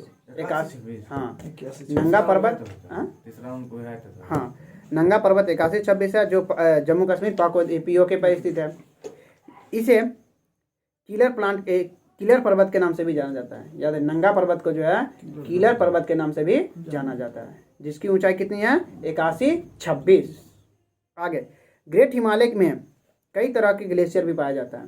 ये जो ग्रेट हिमालय है, इसमें कई तरह के ग्लेशियर भी पाया जाता है, जैसे गंगोत्री, जहाँ से गंगा निकलता है, यमुनोत्री, जहाँ से यमुना निकलता है, मिलान और पिंडारी। याद रखिएगा, गंगोत्री, यमुनोत्री और पिंडाब और मिलान, ये सब क्या है? तो ग्रेट हिमालय के ग्लेशियर हैं। आगे नोट कर रहा है, अमरनाथ की गुफा। याद रखिए, अमरनाथ की गुफा कहाँ है? तो जम्मू कश्मीर में। अमरनाथ की गुफा कहाँ है? जम्मू कश्मीर में है। जबकि फूलों की घाटी, यह महान हिमालय का ही भाग है, या उत्तराखंड में है। फूलों की घाटी महान हिमालय का भाग है, जो उत्तराखंड में है। इसे भी विश्व विरासत सूची में शामिल किया गया। फूलों की घाटी जो उत्तराखंड वाले है, उसको भी विश्व विरासत सूची में शामिल किया गया। ग्रेट हिमालय खत्म। अब ये दर्रा और पास, महत्वपूर्ण दर्रा और पास, यहाँ से भी क्वेश्चन रहता है। जो जिला दर्रा श्रीनगर को लेह से जोड़ता है, जो जिला दर्रा श्रीनगर को लेह से जोड़ता है, जबकि बारालाचला दर्रा लेह को लेह को मंडी हिमाचल प्रदेश। मंडी यानी हिमाचल प्रदेश को जोड़ता है। लेह को हिमाचल से कौन जोड़ता है? बारालाचला धरता है। सबसे ऊंचाई पर जो है रोड हाईवे इसी पर है। याद रखिए, भारत का सबसे ऊंचाई पे रोड हाईवे किस पे है? तो बारालाचला पे है। बारालाचला दर्रा जो है सबसे ऊंचाई पे रोड हाईवे है, जो किस किस को जोड़ता है? तो लेह को जो है हिमाचल से जोड़ता है। जबकि रोहतांग दर्रा मनाली को लेह से जोड़ता है। रोहतांग दर्रा मनाली को लेह से जोड़ता है। जबकि सिपकिला दर्रा हिमाचल से तिब्बत को जोड़ता है। सिपकिला दर्रा हिमाचल से तिब्बत को जोड़ता है। जबकि लिपुलेख दर्रा, अच्छा क्वेश्चन है, लिपुलेख है कहाँ? उत्तराखंड में, जो पिथौरागढ़ से कैलाश मानसरोवर तक है। लिपुलेख जो है पिथौरागढ़ से मानसरोवर। जबकि सिपकिला हिमाचल को तिब्बत से, रोहतांग मनीला को लेह से, बारालाचला लेह को हिमाचल से, और जोजिला श्रीनगर को लेह से जोड़ता है। आगे अब ये नाथुला किसको? तो सिक्किम को लहासा से। नाथुला किसको? सिक्किम को लहासा से। जबकि जेलेपला किलिपोंग से लहासा को। जेलेपला किलिंगपो को लिहासा से। जबकि बोमडिला कहाँ से? तो अरुणाचल प्रदेश को तिब्बत से। बोमडिला अरुणाचल प्रदेश को तिब्बत से। जबकि बुमला अरुणाचल प्रदेश को भी तिब्बत से। बुमला भी जो दर्रा जो है अरुणाचल प्रदेश को तिब्बत से। बोमडिला भी अरुणाचल प्रदेश को तिब्बत से। जबकि जेलेपला किलिंगपो से लहासा से। जबकि नाथुला सिक्किम से लहासा। अब ये मध्य हिमालय, महान हिमालय खत्म, ग्रेटर हिमालय खत्म। अब ये महान हिमालय, इसकी औसतन ऊंचाई 1800 से 3000 होती है। मध्य हिमालय की ऊंचाई कितनी होती है? 1800 से 3000 ऊंचाई होती है। इसे जम्मू कश्मीर में पीर पंजाल और हिमाचल में धौलाधर के नाम से जाना जाता है। याद रखिए, मध्य हिमालय को जम्मू कश्मीर में पीर पंजाल और हिमाचल में धौलाधर के नाम से जाना जाता है। और भी है, लेकिन कम से कम 2 को याद रखिए। जम्मू कश्मीर में पीर पंजाल और हिमाचल में धौलाधर के नाम से जाना जाता है। जबकि व्यास नदी, जिसे कुल्लू मनाली घाटी के नाम से जानते हैं, यह पीर पंजाल और धौलाधर को अलग करता है। वाह, अच्छा क्वेश्चन है। व्यास नदी, जिसे कुल्लू मनाली घाटी के नाम से भी जानते हैं, यह पीर पंजाल और धौलाधर को अलग करता है। व्यास नदी यानी पीर पंजाल और धौलाधर को कौन अलग करता है? व्यास नदी करता है। कहाँ पे? तो कुल्लू मनाली घाटी, कुल्लू मनाली के पास। ऐसे याद रखिए, व्यास नदी किसको अलग करता है? तो पीर पंजाल और धौलाधर को अलग करता है। आगे अब ये पीर पंजाल के पास एक दर्रा है, कौन है? बनिहाल दर्रा। पीर पंजाल के पास कौन सा दर्रा? बनिहाल दर्रा है। यह जम्मू को श्रीनगर से जोड़ता है। बनिहाल दर्रा किसको जोड़ देगा? जम्मू को श्रीनगर से जोड़ेगा। इसे गेटवे ऑफ कश्मीर के नाम से जानते हैं। गेटवे ऑफ कश्मीर के नाम से किसको जानते हैं? तो बनिहाल दर्रा को गेटवे ऑफ कश्मीर के नाम से जानते हैं। जबकि जवाहर टनल, अच्छा क्वेश्चन है, जवाहर टनल जम्मू कश्मीर में है। इसी दर्रा का सबसे बड़ा टनल जो है सुरंग है। जवाहर टनल जो है इसी दर्रा का जो है सबसे बड़ा सुरंग है। जवाहर सुरंग जो है सबसे बड़ा सुरंग है। आगे, विश्व का सबसे ऊंचा रेलवे पुल चिनाब नदी पे हाल ही में बनाया गया है। जम्मू कश्मीर में विश्व का सबसे ऊंचा रेलवे पुल जो है चिनाब नदी पर बनाया गया है। जबकि सभी हिल स्टेशन जो मध्य हिमालय में ही स्थित है। जितना भी हिल स्टेशन है सभी जो है मध्य हिमालय में है। जैसे शिमला, नैनीताल, दार्जिलिंग, ऊटी और लेंसडाउन। किलिंगपो याद रखिएगा, किलिंगपोंग हिल स्टेशन कहाँ है? तो बंगाल में है। किलिंगपोंग हिल स्टेशन कहाँ है? बंगाल में। सब मध्य हिमालय का भाग।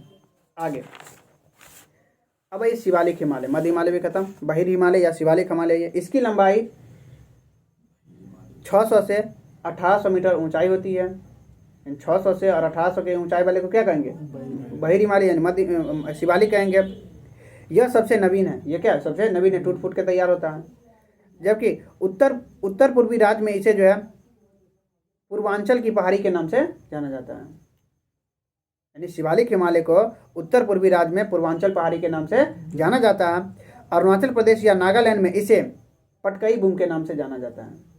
शिवालिक हिमालय को अरुणाचल प्रदेश और नागालैंड में पटकई बूम के नाम से जाना जाता है। जबकि अरुणाचल प्रदेश में डफला, नीरी, अबोर, मिसमी की पहाड़ी भी है।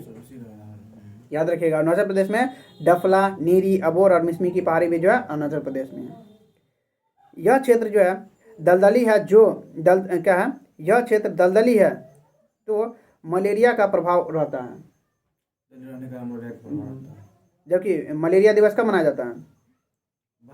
25 अप्रैल। याद रखिए मलेरिया दिवस कब? 25 अप्रैल। जबकि मलेरिया की खोज किसने किया था? रोनाल्ड रॉस ने किया था। मलेरिया की खोज किसने किया था? रोनाल्ड रॉस ने किया था, जो एक प्लाज्मोडियम परजीवी के कारण होता है और मादा एनोफिलीज मच्छर से काटने से फैलता है। याद रखिए मलेरिया की खोज किसने की थी? रोनाल्ड रॉस ने की थी। आगे एक मछली होता है जो मच्छर के लार्वा को खाता है, कौन सा मछली है? गैम्बोसिया। याद रखिएगा गैम्बोसिया मछली जो है मच्छर के लार्वा को खाता है, गैम्बोसिया मछली।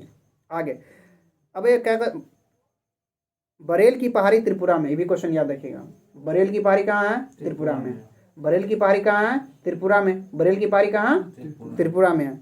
जबकि एक बंगाल में एक हिल स्टेशन था, कौन नाम था? किलिंगपोंग। किलिंगपोंग हिल स्टेशन कहाँ है? पश्चिम बंगाल में। याद रखिए क्वेश्चन। इस बार मेरा पर्वत वाला भाग खत्म। अब ये मैदान, नदी के अवसाद से मैदान बनता है। यह प्रक्रिया जो निक्षेपण, यह प्रक्रिया को निक्षेपण कहा जाता है। यह नदी के अवसाद से जो लाया जाता है कूड़ा कचरा वगैरह सब, उसे उसके द्वारा मैदान का निर्माण होगा, उसे निक्षेपण के नाम से जाना जाता है।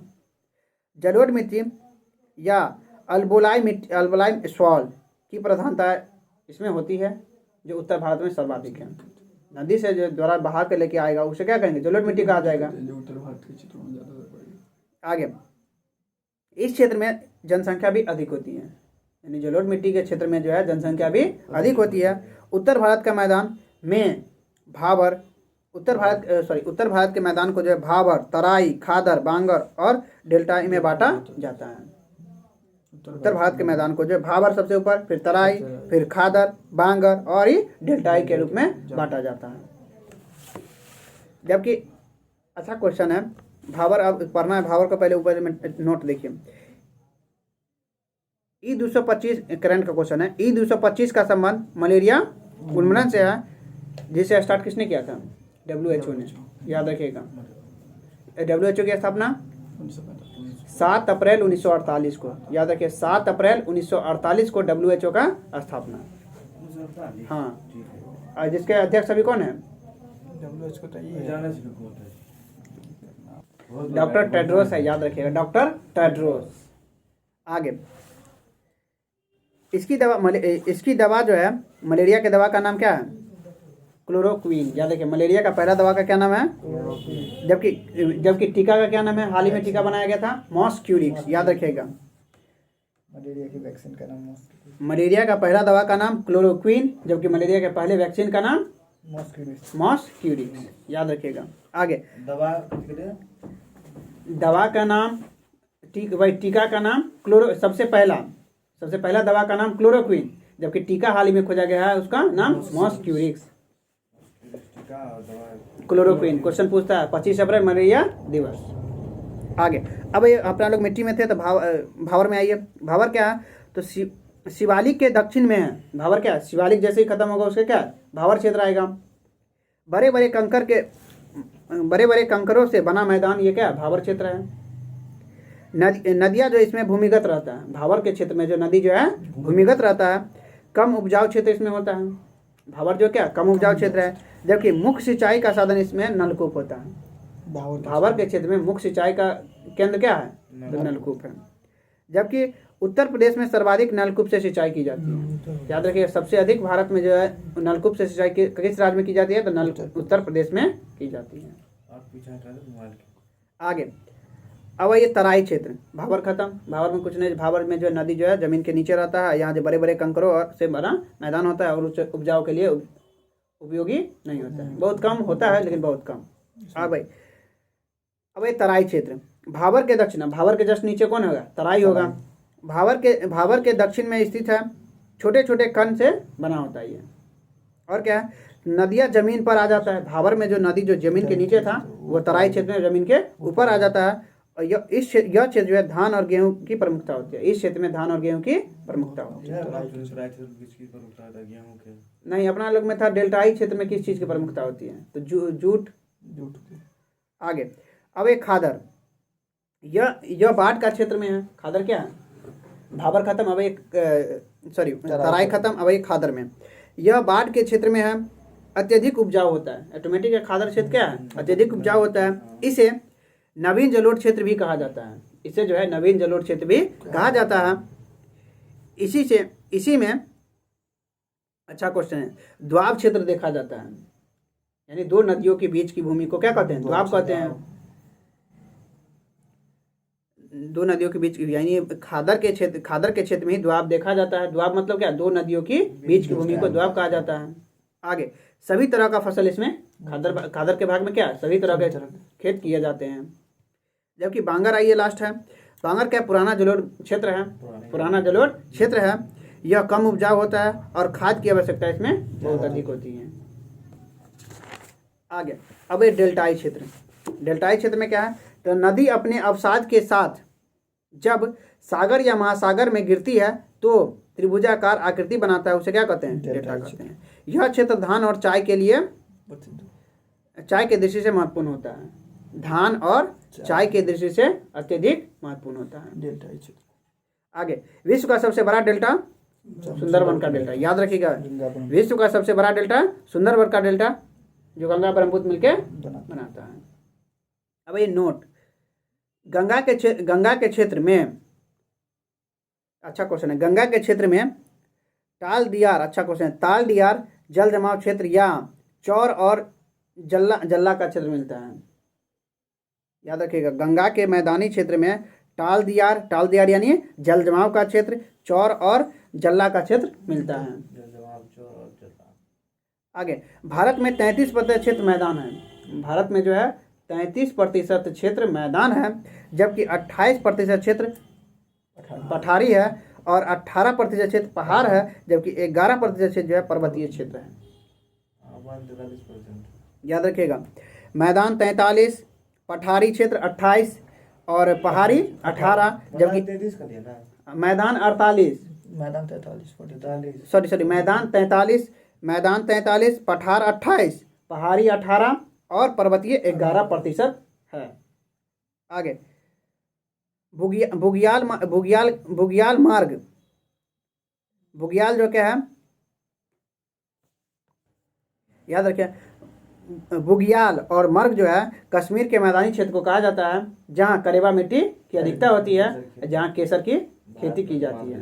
याद रखिए, बुग्याल और मर्ग क्षेत्र कहाँ पाया जाता है? तो कश्मीर में। जहाँ किस प्रकार की मिट्टी? तो करेबा मिट्टी। करेबा मिट्टी में क्या? केसर उत्पादन किया जाता है। ईरान, याद रखिएगा, विश्व में सबसे अधिक केसर का उत्पादन कहाँ होता है? तो ईरान में होता है। भारत में एक ही मात्र राज्य के पास है, जम्मू कश्मीर।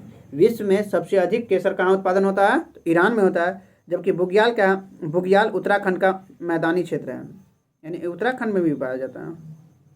हाँ, तो उत्तराखंड भी तो उसी के आसपास है ना, तो बुग्याल भी जो है उत्तराखंड के क्षेत्र में भी पाया जाता है। याद रखिएगा। चलिए आगे बढ़िए। अब ये विश्व नदी दिवस कब मनाया जाता है? अच्छा क्वेश्चन है। 24 सितंबर को जो है विश्व नदी दिवस के रूप में मनाया जाता है। विश्व नदी दिवस 24 सितंबर। विश्व नदी दिवस 24 सितंबर। ओजोन संरक्षण दिवस 16 सितंबर। ओजोन संरक्षण दिवस 16 सितंबर। आज एगो जनवरी वाला पूरा या दिसंबर वाला पूरा जो है दिवस देखे के। चलिए अब ये पठार, भौतिक विभाजन का महत्वपूर्ण हिस्सा पठार है, जो खनिज के लिए जाना जाता है। पठार किस लिए जाना जाता है? खनिज के लिए जाना जाता है। इस कड़ी में सबसे प्राचीनतम संरचना प्रायद्वीपीय पठार है। यह प्रायद्वीपीय पठार में दक्कन का पठार या दक्कन ट्रैप सबसे महत्वपूर्ण है। दक्कन ट्रैप या दक्कन का पठार सबसे महत्वपूर्ण है। यह आर्कियन चट्टान जैसे ग्रेनाइट इत्यादि मिलता है, यानी यहाँ जो है आर्कियन चट्टान और ग्रेनाइट इत्यादि मिलकर बना होता है। नोट है, ग्रेनाइट जो अग्नीय चट्टान का उदाहरण है। ग्रेनाइट क्या है? अग्नीय चट्टान का उदाहरण है। जबकि पठार की औसतन ऊंचाई कितनी होती है? 600 मीटर। याद रखिएगा, पठार की औसतन ऊंचाई कितनी होती है? 600 मीटर होती है। इसका शीर्ष क्या होता है? तो सपाट होता है। पठार का शीर्ष क्या होता है? सपाट। सपाट होता है। पर्वत हाँ, यह लावा का बना होता है जो ज्वालामुखी क्रिया से निकलता है। पठार क्या लावा से बना होता है जो ज्वालामुखी क्रिया से निकलता है। यह 5 लाख वर्ग किलोमीटर में फैला हुआ है। भारत में जो पठार कितने किलोमीटर में फैला हुआ है? 5 लाख किलोमीटर में फैला हुआ है। जबकि इसका विस्तार महाराष्ट्र में मुख्यतः है, जबकि मध्य प्रदेश, पश्चिमी आंध्र प्रदेश, तमिलनाडु, कर्नाटक इत्यादि में क्षेत्र में फैला हुआ है। पठार जो है मुख्यतः तो महाराष्ट्र में, जबकि मध्य प्रदेश, पश्चिमी आंध्र प्रदेश और तमिलनाडु, कर्नाटक इत्यादि में फैला हुआ है। आगे, यहाँ काली मिट्टी की प्रधानता होती है, जिसे रेगुर मिट्टी के नाम से या कपासी मिट्टी के नाम से जाना जाता है। याद है, दक्कन के क्षेत्र में काली मिट्टी या कपासी मिट्टी या रेगुर मिट्टी के पाया जाता है। जबकि दक्कन ट्रैप के पश्चिम में पश्चिमी घाट है, जिसकी पूर्व में पूर्वी घाट कहा जाता है। जिसके पूर्वी भाग को क्या कहते हैं? पूर्वी घाट कहा जाता है। अच्छा क्वेश्चन है। दक्कन ट्रैप के पश्चिम में पश्चिमी घाट है, जिसकी पूरब में पूर्वी घाट स्थित है। जिसके पूरब में पूर्वी घाट स्थित है। जबकि पश्चिम घाट आइए पहले। अब ये पूर्वी घाट पढ़िए। पूर्वी घाट इधर, पश्चिमी घाट इधर। पूर्वी घाट को पढ़ते हैं, सॉरी पश्चिमी घाट पढ़ते हैं। तो पश्चिमी घाट को सहाद्री पहाड़, अच्छा क्वेश्चन है। पश्चिमी घाट को सहाद्री के नाम से, क्वेश्चन बहुत बार पूछा हुआ है। पश्चिमी घाट को सहाद्री पहाड़ी के नाम से भी जाना जाता है। यह क्षेत्र तापी नदी, अच्छा क्वेश्चन, यह क्षेत्र तापी नदी के बाएं क्षेत्र में कन्याकुमारी तक फैला हुआ है। तापी नदी के बाएं क्षेत्र से कन्याकुमारी तक फैला हुआ है, लगभग 1600 किलोमीटर। याद रखिएगा, पश्चिमी घाट की लंबाई कितनी है? 1600 किलोमीटर, जो कहाँ से कहाँ तक? तापी नदी से कन्याकुमारी तक फैला हुआ है। आगे, इस क्षेत्र में 4 दर्रा है। याद रखिए, इस क्षेत्र में 4 दर्रा कौन कौन है? तो उत्तर से लेके ये दक्षिण तक क्रोनोलॉजी है। पहला ऊपर में थाल घाट, भोर घाट, पाल घाट और सिनकोट्टा। थाल घाट, भोर घाट, पाल घाट और सिनकोट्टा जो है ये क्या है? तो सहाद्री के क्षेत्र में महत्वपूर्ण दर्रे हैं। याद रखिए, अच्छा क्वेश्चन। पश्चिमी घाट का कौन कौन सा दर्रा है? थाल घाट, भोर घाट, पाल घाट और सिनकोट्टा। ध्यान रखें, दक्षिण की ओर पश्चिमी घाट पूर्वोत्तर नीलगिरी के पहाड़ी के नाम से के द्वारा जो पूर्वी घाट से मिल जाता है। कोई ठीक है क्वेश्चन है। देखिए, दक्षिण की ओर पश्चिमी घाट और पूर्वी नीलगिरी के पहाड़ी के द्वारा जो है पूर्वी घाट मिलता है। यानी पश्चिमी घाट और पूर्वी घाट कहाँ मिलता है? नीलगिरी के पहाड़ी, दक्षिण में जो नीलगिरी की पहाड़ी पे मिलता है। ये भी क्वेश्चन हिट है। हाँ, तो याद रखिएगा, दक्षिण की ओर पश्चिमी घाट पर्वत जो है नीलगिरी पर्वत के पहाड़ी के द्वारा जो है पूर्वी घाट से मिल जाता है। आगे, अब ये नोट है, नीलगिरी की सबसे ऊंची चोटी कौन है? नहीं, नीलगिरी की सबसे ऊंची चोटी दोदा बेटा है, जिसकी ऊंचाई कितनी है? 2670। नीलगिरी की सबसे ऊंची चोटी कौन सी है? दोदा बेटा, जिसकी ऊंचाई कितनी है? 2670 मीटर। जबकि दक्षिण भारत की सबसे ऊंची चोटी कौन है? तो अनायमुडी है। ये वाला क्वेश्चन है। दक्षिण भारत की सबसे ऊंची चोटी कौन है? अनायमुडी है, जिसकी ऊंचाई कितनी है? 2695 मीटर। 2695 मीटर। देखिए, दक्षिण भारत की सबसे ऊंची चोटी अनायमुडी, जबकि नीलगिरी की सबसे ऊंची चोटी दोदा बेटा। नीलगिरी की पहाड़ी कहाँ? तो पूर्वी घाट है, जहाँ पश्चिमी घाट मिलता है वहाँ क्या है? नीलगिरी की पहाड़ी है, जिसकी सबसे ऊंची चोटी दोदा बेटा। जबकि दक्षिण भारत की सबसे ऊंची चोटी अनायमुडी। आगे, यह अन्नामलाई की पहाड़ी का ही भाग है।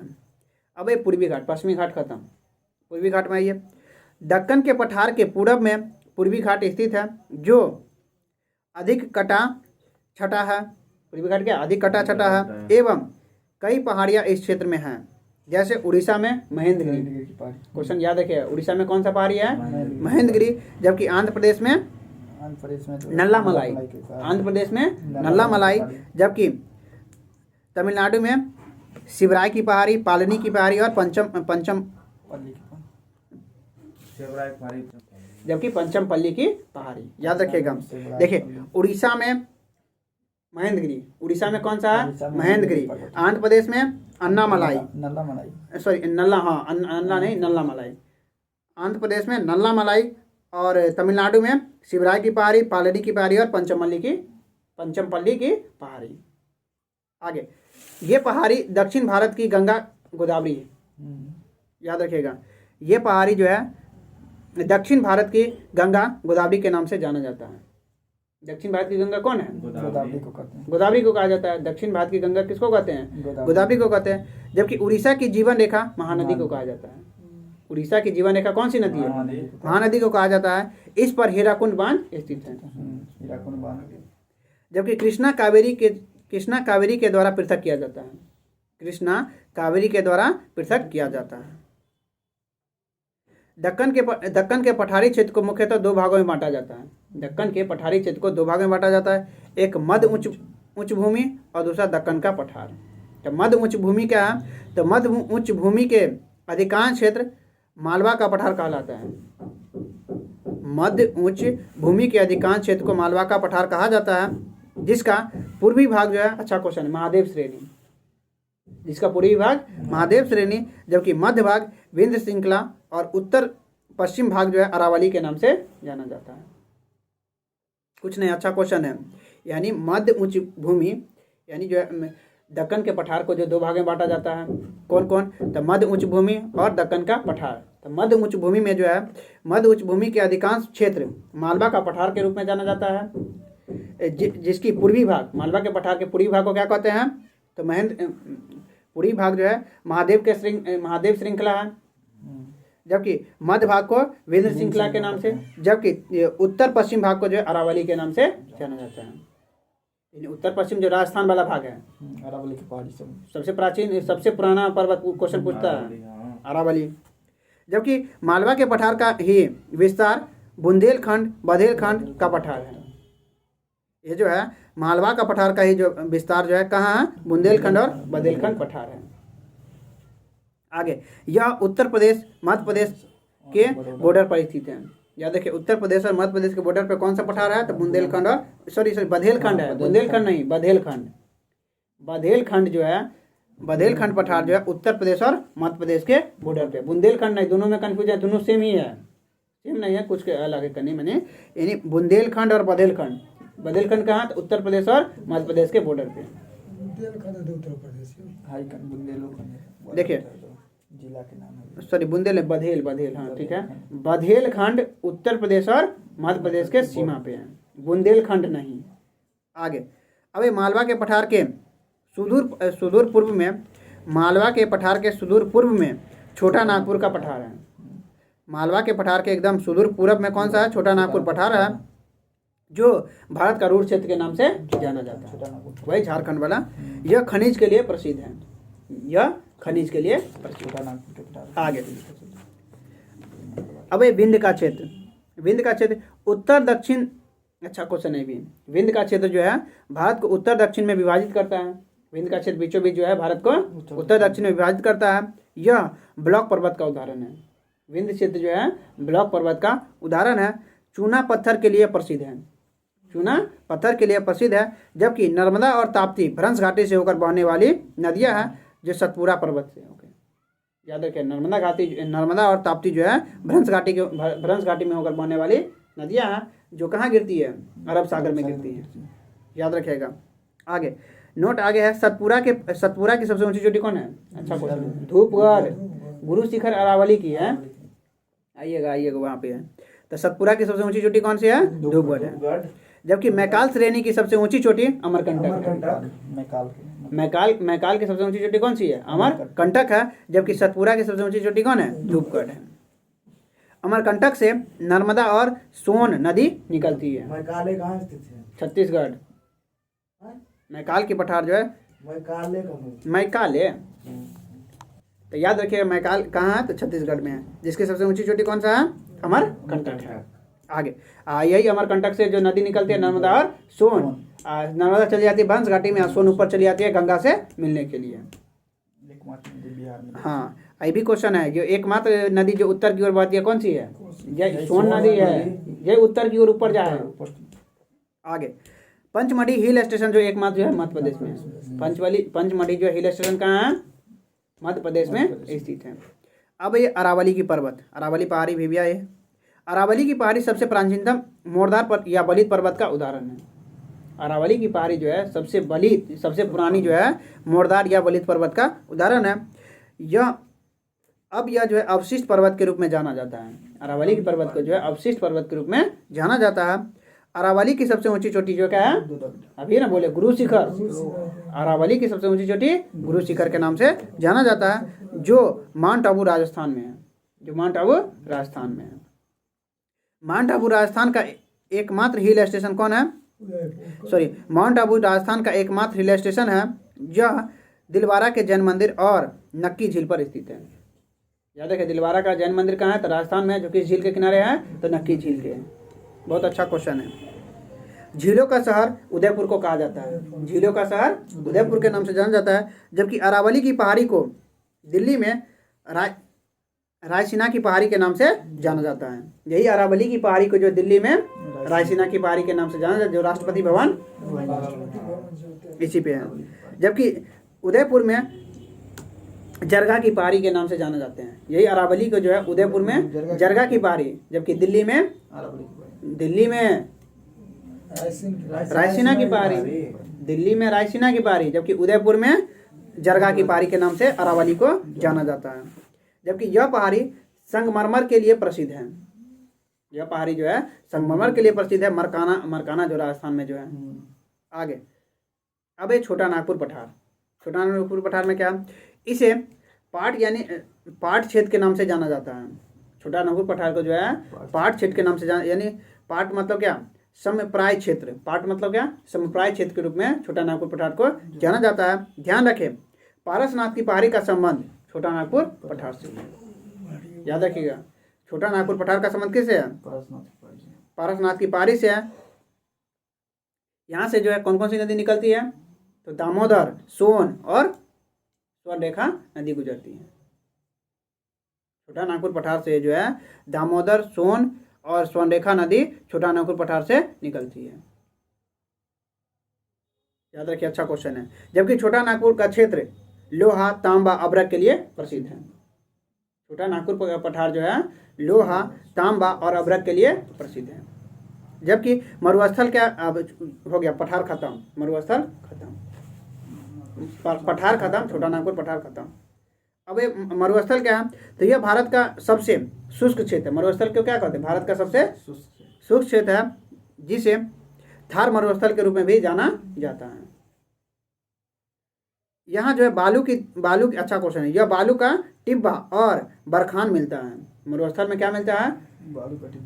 बालू का टिब्बा और बरखान मिलता है। भारत की सबसे लंबी अंतःस्थलीय नदी जो है लूनी नदी है, जो कच्छ के रण गुजरात में लुप्त हो जाती है। क्वेश्चन पूछे, भारत की सबसे लंबी अंतःस्थलीय नदी, पहले तो यही है, भारत की अंतःस्थलीय नदी कौन सी है? लूनी नदी है, जो गुजरात में लुप्त हो जाती है।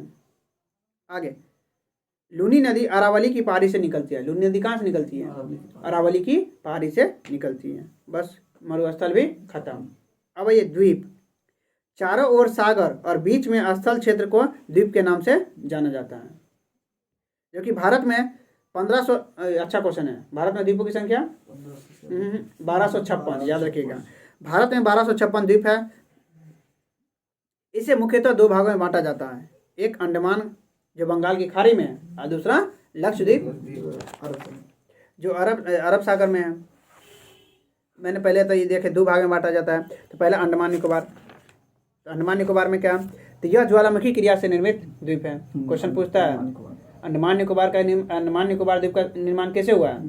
तो ज्वालामुखी, जबकि लक्षद्वीप का प्रवाल भित्ति से। आगे अंडमान निकोबार पढ़ रहे हैं, तो इसे जो है भारत का आर्कियोपेरिको के नाम से जाना जाता है। अंडमान निकोबार को भारत का आर्कियोपेरिको के नाम से जाना जाता है। इसकी सबसे ऊंची चोटी कौन सी है? Saddle peak. याद रखिए, अंडमान निकोबार की सबसे ऊंची चोटी कौन है? ये सब क्वेश्चन एकदम जवान पे टिप्स पे रह के चाहिए। अंडमान निकोबार की सबसे ऊंची चोटी कौन है? सैडल पीक है, जिसकी ऊंचाई कितनी है? 738 मीटर। 738 मीटर। जबकि भारत का एकमात्र सक्रिय ज्वालामुखी का उदाहरण बैरन द्वीप जो है अंडमान निकोबार में ही स्थित है। जबकि नारकोंडम द्वीप जो है सुषुप्त ज्वालामुखी है। आगे नोट है, भारत सरकार ने अंडमान निकोबार के 21 द्वीपों का नाम बदलकर परमवीर चक्र विजेता के नाम पर हाल ही में रखा गया है। जबकि लक्षद्वीप और मिनिकॉय में देखिए यह अरब सागर में स्थित है और प्रवाल भित्ति से निर्मित द्वीप है।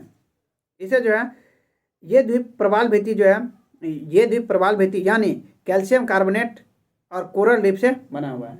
याद रखिए अगर प्रवाल भित्ति नहीं दे रहा है कैल्शियम कार्बोनेट या कोरल रीफ दिया हुआ है तो क्या मारेंगे, कैल्शियम कार्बोनेट या कोरल रीफ से निर्मित प्रवाल द्वीप है अंडमान निकोबार। जबकि विश्व का सबसे बड़ा प्रवाल भित्ति कौन है? विश्व का सबसे बड़ा प्रवाल जो है ग्रेट बैरियर रीफ, ऑस्ट्रेलिया का ग्रेट बैरियर रीफ जो ऑस्ट्रेलिया में स्थित है। जबकि अन्य बातें में क्या, बिहार का पश्चिम चंपारण सोमेश्वर की पहाड़ी से संबंधित है जो शिवालिक का हिस्सा है। याद रखिए बिहार के जो चंपारण में जो है पश्चिम चंपारण में कौन सी पहाड़ी है? सोमेश्वर की पहाड़ी, जो किसका भाग है? शिवालिक का ही भाग है। सबसे नीचा वाला जो शिवालिक था उसका ही भाग जो है वो बिहार के जो पश्चिम चंपारण में सोमेश्वर की पहाड़ी है जो शिवालिक का भाग है।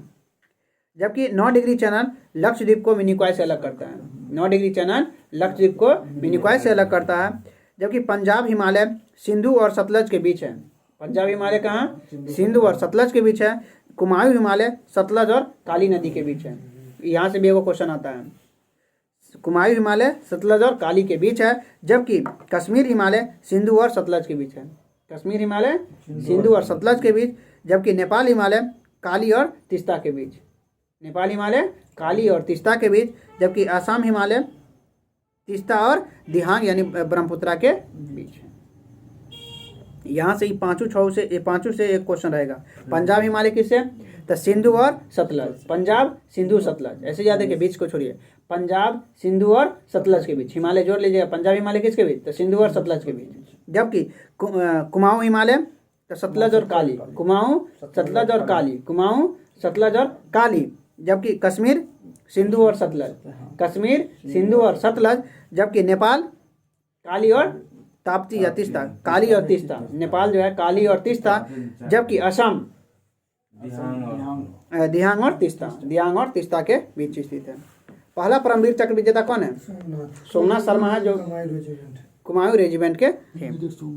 इस तरह भारत के जो है मरुस्थल द्वीप सब खत्म है।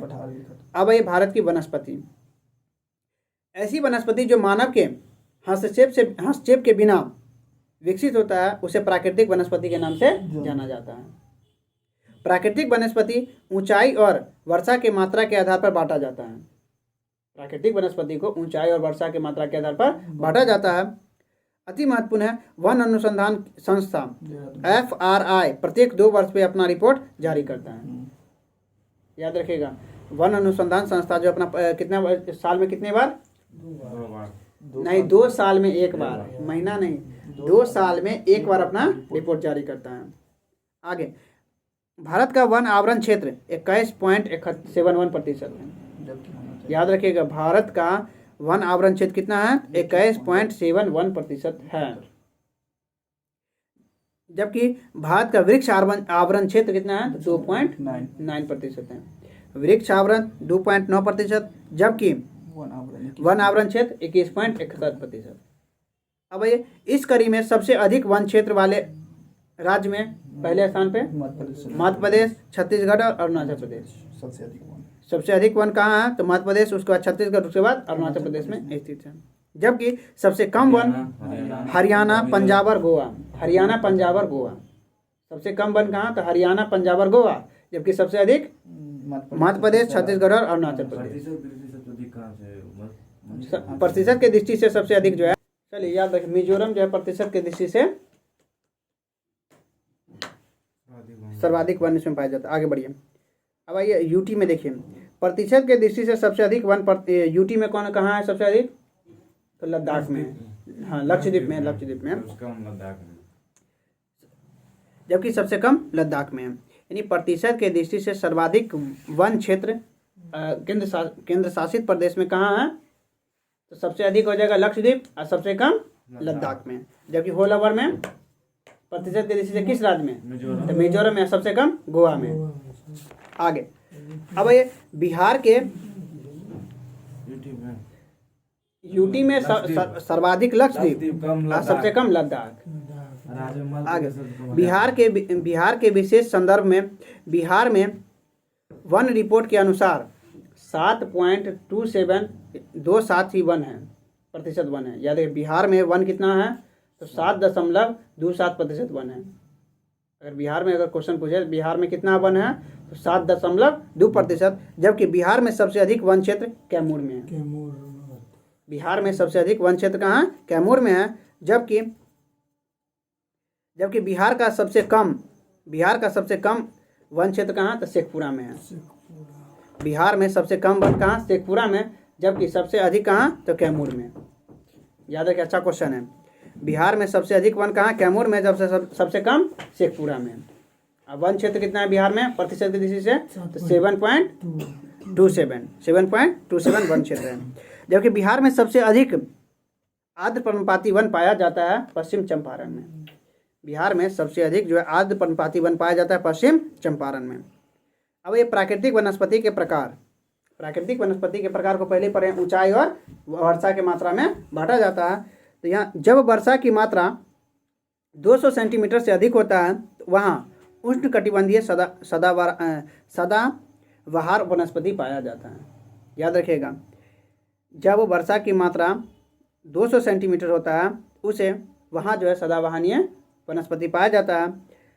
जैसे कि एग्जाम्पल याद रखिएगा, कौन कौन है, तो महोगनी, एबोनी, रोजबुट, आयरबुट और बांस, ये सब किसका भाग है, तो सदाबहार वनस्पति का उदाहरण है। क्वेश्चन पूछे निम्नलिखित में से कौन सा सदाबहार वनस्पति का उदाहरण नहीं है, तो कौन कौन है सदाबहार वनस्पति का उदाहरण, तो महोगनी, एबोनी, रोजबुट, आयरबुट और बांस, ये क्या है, तो सदाबहारीय वनस्पति का उदाहरण है। बांस को गोल्डन फाइबर या ग्रीन गोल्ड के नाम से जाना जाता है, जो असम और पश्चिम बंगाल में सबसे अधिक पाया जाता है। बांस जो है सबसे अधिक असम और पश्चिम बंगाल में पाया जाता है।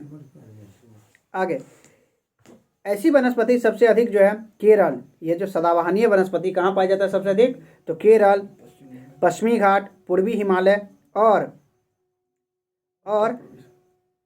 उत्तर पूर्वी राज्य में और अंडमान निकोबार में पाया जाता है। आगे, ये सभी क्षेत्र जो है बायोडाइवर्सिटी, याद रखिएगा, ये सभी क्षेत्र जो है बायोडाइवर्सिटी के क्षेत्र हैं। इसे हॉट स्पॉट के नाम से जाना जाता है। विश्व वायु, तो याद रखिए, नहीं, केरल, पश्चिमी घाट, पूर्वी घाट, पश्चिमी घाट में केरल आ जाए, तो वही पश्चिमी घाट में केरल आ जाता है। तो वही पूर्वी हिमालय, पश्चिमी घाट और उत्तर पूर्वी राज्य और अंडमान निकोबार, ये सब क्या है, यहाँ जो है सदाबहार वनस्पति पाया जाता है। जबकि यहाँ जो पढ़े बायोडाइवर्सिटी डे कब मनाया जाता है, जैव विविधता दिवस कब मनाया जाता है, 22 मई को मनाया जाता है। आगे, अब जनगणना जो है, अच्छा क्वेश्चन है, नोट में है, जनगणना जो है गृह मंत्रालय देखता है, जो किस सूची का विषय है, केंद्रीय सूची का विषय है। जनगणना, ठीक है, जनगणना जो है केंद्रीय सूची का विषय है, जबकि जनसंख्या, दोनों क्वेश्चन फंसेगा। जनगणना केंद्रीय सूची का विषय है, जबकि जनसंख्या समवर्ती सूची का विषय है। आज़ादी के बाद विधि आयोग की स्थापना 1955 में, चलिए, आज़ादी के बाद विधि आयोग की स्थापना कब किया गया था, 1955 में किया गया था, जिसके अध्यक्ष कौन बने, MC, आज़ादी के बाद है, पहले तो है वो मैकाले, याद रखिएगा। जबकि प्रथम पिछड़े वर्ग आयोग की स्थापना 1955 में हो गया था, जिसके अध्यक्ष काका कालेलकर बने थे। पहले विधि आयोग की स्थापना 1955 में और पिछड़ा वर्ग आयोग का भी स्थापना 1955 में। जबकि विधि आयोग के अध्यक्ष पहले कौन, तो MC सीतलवार, जबकि पिछड़े वर्ग आयोग के अध्यक्ष कौन, काका कालेलकर। लेकिन होल ओवर में पूछा जाएगा पहले विधि आयोग की स्थापना जिसकी अध्यक्षता किसने किया था, तो मैकाले ने किया था। आगे, अब ये अति महत्वपूर्ण हॉट स्पॉट शब्द निर्माण जो है मेयर्स ने दिया था। अच्छा क्वेश्चन है, हॉट स्पॉट शब्द किसने दिया था, मेयर्स ने दिया था। नॉर्मन मेयर, निर्माण ने, नॉर्मन मेयर्स। हॉट स्पॉट शब्द किसने दिया था, तो नॉर्मन मेयर्स ने दिया था। याद रखिए, हॉट स्पॉट शब्द किसने दिया था, नॉर्मन मेयर ने दिया था 1988 में। अब ये तो हो गया सदाबहार वनस्पति खत्म। अब ये पर्णपाती वनस्पति, यानी इससे उसका दूसरा नाम पतझड़ वनस्पति या मानसूनी वनस्पति। ये जो है उष्णकटिबंधीय क्षेत्र में पाया जाता है। ये कहाँ पाया जाता है, उष्णकटिबंधीय क्षेत्र में पाया जाता है। यहाँ जो है वर्षा की मात्रा 100 से 200 मीटर पाया जाता है। यानी पतझड़ वनस्पति में क्या, पतझड़ वनस्पति में 100 से 200 मीटर वर्षा होती है। इसे मानसूनी वनस्पति के नाम से भी जाना जाता है। यानी पतझड़ वनस्पति को जो है मानसूनी, अभी भी अपना के इधर भी है, बारिश आवे तो पेड़ पौधा एकदम खिलखिला जाता है, बारिश खत्म तो पतझड़, अभी शायद पतझड़ है ना, हाँ अभी शायद पतझड़ ही है। आगे, यह भारत में सबसे अधिक पाया जाता है। यानी पतझड़ी मौसम जो है सबसे अधिक भारत में पाया जाता है। एग्जाम्पल में शीशम, सागवान, साल वृक्ष, चंदन, टीक और महुआ और नीम, ये सब क्या है, तो पतझड़ी वनस्पति का ये सब उदाहरण है। याद रखिएगा, इस नाम याद रखिएगा, शीशम, सागवान, साल, चंदन, टीक और महुआ, ये सब किसका है, तो पर्णपाती वनस्पति का उदाहरण है, जिसे पतझड़ वनस्पति के नाम से भी जाना जाता है। साल जो है रेलवे ट्रैक, अच्छा क्वेश्चन है, साल वृक्ष से जो है रेलवे ट्रैक बनाने के लिए उपयोग किया जाता है। और जो पहले जो बीच बीच में लकड़ी का रहता था वो साल वृक्ष का था। अभी ना अब सीमेंट का प्रयोग किया जाता है। जबकि सबसे अच्छा लकड़ी अच्छी जो है सागवान के रूप में जाना जाता है। सबसे अच्छा लकड़ी को जो है सागवान के रूप में जाना जाता है, जो मध्य प्रदेश में सबसे अधिक पाया जाता है। सागवान लकड़ी कहाँ, मध्य प्रदेश में पाया जाता है। जबकि चंदन का लकड़ी भी अच्छा लकड़ी है, जो कहाँ पाया जाता है, कर्नाटक में पाया जाता है। आगे, अब ये 100 से 50 सेंटीमीटर वर्षा वाले क्षेत्र को जो है उष्णकटिबंधीय शुष्क पर्णपाती के नाम से जाना जाता है। 100 से 150, 100 से 50 सेंटीमीटर वर्षा होगा तो उसे उष्णकटिबंधीय शुष्क पर्णपाती वनस्पति के नाम से जाना जाता है। जिसका उदाहरण कौन कौन है, तो महुआ, वर्षा होबे नहीं करेगा, महुआ, सातूत और नीम, ये सब क्या है, उष्णकटिबंधीय पर्णपाती वन का उदाहरण है।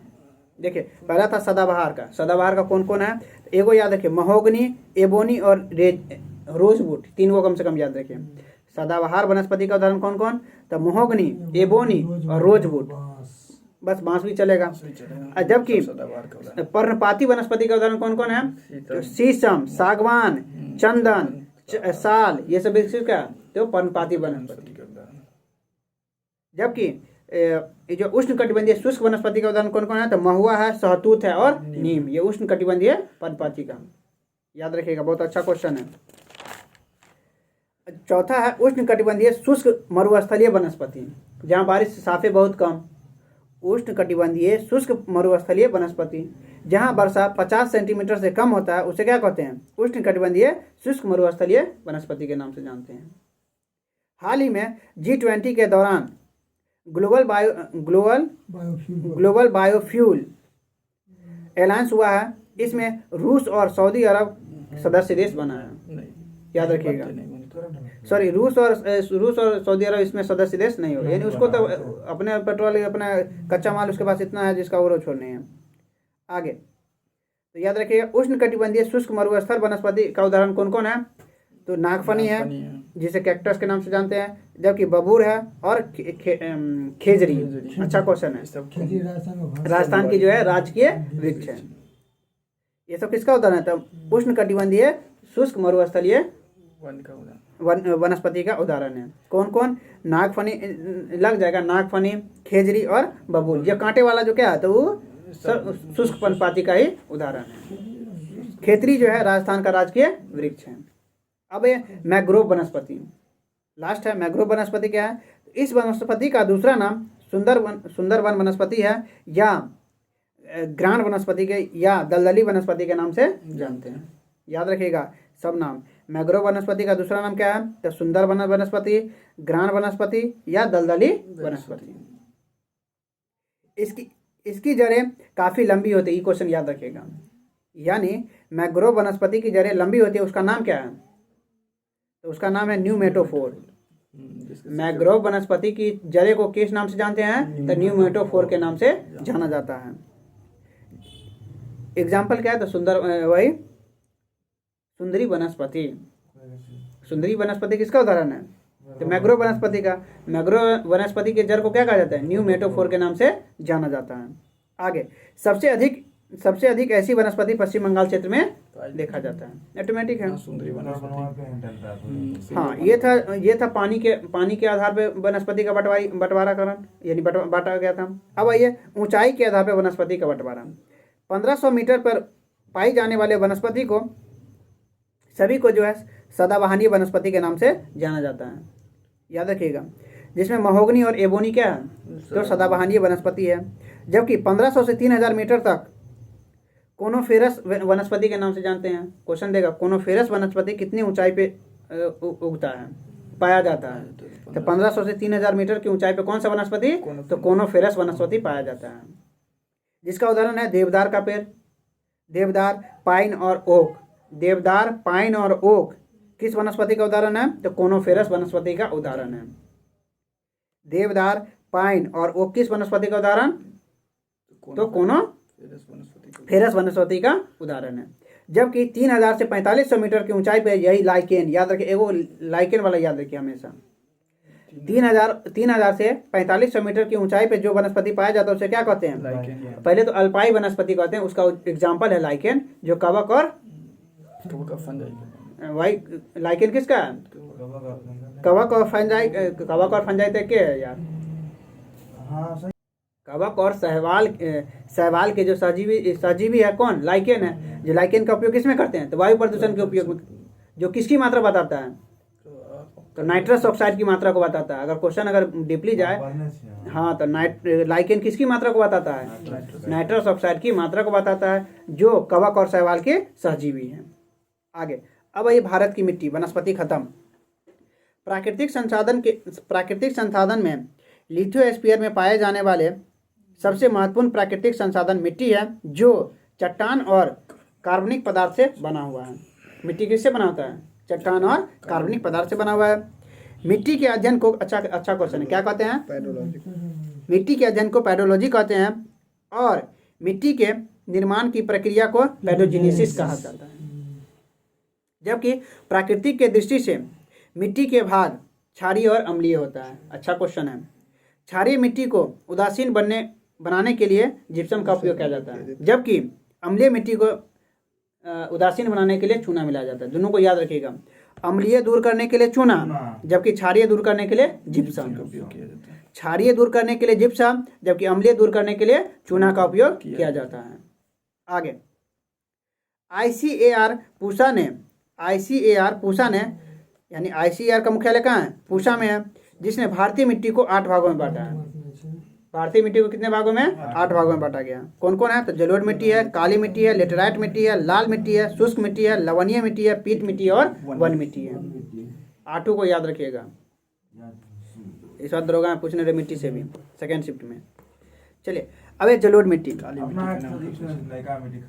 हाँ खादर मिट्टी, काली मिट्टी के बारे में, काली मिट्टी। चलिए जलोढ़ मिट्टी में याद देखिए, यह भारत के अधिकांश क्षेत्रों में फैला हुआ है, 40% क्षेत्र में बटा हुआ है। यानी भारत के अधिकांश क्षेत्र यानी 40% क्षेत्र में जो जलोढ़ मिट्टी फैला हुआ है, यह नदी के अवसाद से बनता है। जलोढ़ मिट्टी कैसे निर्माण होता है, तो नदी के अवसाद से होता है। इसे कछारी मिट्टी के नाम से या बलुई मिट्टी के नाम से भी जाना जाता है। इसके 2 भाग है, एक खादर और एक बांगर। खादर नई जलोढ़ मिट्टी, जबकि बांगर पुरानी जलोढ़ मिट्टी को कहा जाता है। इसके मिट्टी में, अच्छा क्वेश्चन है, यानी जलोढ़ के मिट्टी में, इस मिट्टी में नाइट्रोजन की कमी मुख्य रूप से पाई जाती है। अच्छा क्वेश्चन है, यानी जलोढ़ मिट्टी में मुख्य रूप से नाइट्रोजन की कमी पाई जाती है। इसमें सभी प्रकार के फसल होते हैं, यानी जलोढ़ मिट्टी में सभी प्रकार के फसल होते हैं, जैसे कि धान, गेहूं, मक्का इत्यादि सब होता है। जबकि यह उत्तर भारत, बिहार, पंजाब में अत्यधिक मात्रा में फैला हुआ है। जलोढ़ मिट्टी जो है उत्तर भारत, बिहार, पंजाब में सबसे अधिक फैला हुआ है। जलोढ़ मिट्टी खत्म। अब एक काली मिट्टी, टिटेनिस, अच्छा क्वेश्चन है, टिटेनिस फेरस मैग्नेटाइट के कारण इसका रंग काला होता है। काली मिट्टी का रंग काला किसके कारण होता है, तो टिटेनिस फेरस मैग्नेटाइट के कारण काली मिट्टी का रंग काला होता है। इसका निर्माण ज्वालामुखी या बेसाल चट्टान के क्षरण यानी टूटने के कारण होता है। काली मिट्टी का निर्माण कैसे होगा, तो ज्वालामुखी क्रिया या बेसाल चट्टान के टूटने से काली मिट्टी का निर्माण होगा। जबकि जलोढ़ मिट्टी का निर्माण नदी के अवसाद से। आगे इसमें जो है छिद्र अधिक और जल धारण करने की क्षमता अधिक होती है। काली मिट्टी में जो है छिद्र और जल धारण करने की क्षमता अधिक होती है। इसे स्वतः जुताई मिट्टी के नाम से भी जाना जाता है। काली मिट्टी को जो है स्वतः जुताई की मिट्टी के नाम से भी जाना जाता है। जबकि तापमान बढ़ने पर इस मिट्टी में दरारें आ जाती हैं ऑटोमेटिक, बाढ़ के इलाका में। आगे, यह मिट्टी कपास इत्यादि के लिए महत्वपूर्ण उपयोगी होता है। याद रखिए, सबसे अधिक काली मिट्टी में कपास, नहीं काजू उधर लाल मिट्टी में चला जाएगा। जबकि गुजरात और महाराष्ट्र में प्रमुखता में पाया जाता है। काली मिट्टी जो है गुजरात और महाराष्ट्र में अत्यधिकता में पाया जाता है। बस इस तरह काली मिट्टी भी खत्म। अब ये लाल मिट्टी, सॉरी लेटेराइट मिट्टी। लेटेराइट का सामान्य अर्थ होता है ईंट। लेटेराइट का सामान्य अर्थ क्या होता है? ईंट। अत्यधिक वर्षा और तापमान वाले क्षेत्र में लीचिंग, अच्छा क्वेश्चन है, लीचिंग प्रोसेस इस मिट्टी का निर्माण होता है। अत्यधिक वर्षा और तापमान के क्षेत्र में लीचिंग प्रोसेस से लेटेराइट मिट्टी का निर्माण होता है। तीनों मिट्टी का निर्माण पढ़ लिए। इसे लेटेराइट का निर्माण होता है। इसे कहते हैं मिट्टी का निछालन या टूटना, यानी लीचिंग में हो जो क्या मिट्टी का टूटना और निछालन, ये क्या है? तो इसके कारण मिट्टी का निर्माण होता है। यानी अत्यधिक वर्षा, अत्यधिक ताप के कारण यानी निछालन होगा, लीचिंग होगा, जिसके कारण लेटेराइट मिट्टी का निर्माण होगा। इस मिट्टी में काजू जो है अत्यधिक होता है। लेटेराइट मिट्टी में जो है काजू अत्यधिक होता है। याद रखिएगा, लेटेराइट यही क्वेश्चन पूछा गया था, दरोगा में यही क्वेश्चन पूछा गया था। काजू के लिए निम्नलिखित में कौन सा मिट्टी अत्यधिक उपयोगी है? नहीं, सेकेंड सिटिंग में। ऐसी मिट्टी केरल और कर्नाटक के क्षेत्र में अत्यधिक पाया जाता है। लेटेराइट मिट्टी केरल और कर्नाटक के क्षेत्र में अधिक पाया जाता है। अब ये लाल मिट्टी, यह मिट्टी को उच्च तापमान उच्च वर्षा वाले क्षेत्र में पाया जाता है। यानी यह मिट्टी जो है उच्च तापमान और उच्च वर्षा वाले क्षेत्र में पाया जाता है। इस मिट्टी का रंग लाल आयरन ऑक्साइड की उपस्थिति के कारण होता है। इस मिट्टी का निर्माण जो है लाल जो है आयरन ऑक्साइड के कारण होता है। अधिकांश पठारी क्षेत्र में लाल मिट्टी पाई जाती है। अधिकांश पठारी क्षेत्र में लाल मिट्टी पाई जाती है। उर्वरक और सिंचाई के बाद हर प्रकार की खेती इसमें की जाती है। लाल मिट्टी में उर्वरक और सिंचाई के बाद जो है हर प्रकार की खेती की जाती है। अन्य बातें, मिट्टी की सबसे बड़ी समस्या मिट्टी के अपरदन की समस्या है। मिट्टी की सबसे बड़ी समस्या क्या है? मिट्टी के अपरदन की समस्या है। जबकि मिट्टी की अपरदन जो है हवा, पानी, झूम खेती से होता है। नोट में है, झूम खेती पर्यावरण को क्षति पहुंचाने वाली उत्तर पूर्वी राज्यों में होने वाली खेती है। याद रखिएगा, झूम खेती पर्यावरण को क्षति पहुंचाने वाली उत्तर पूर्वी राज्यों में होने वाली, याद रखिएगा, झूम खेती उत्तर पूर्वी राज्य में होता है जो पर्यावरण को क्षति पहुंचाता है। आगे, विश्व की प्रमुख स्थानांतरणशील खेती का नाम, जैसे रे वियतनाम में होता है। रे जो है यानी विश्व में जो है स्थानांतरणशील खेती कहाँ कौन सा होता है? तो रे खेती कहाँ होता है? वियतनाम में। जबकि लडान कहाँ होता है? इंडोनेशिया में।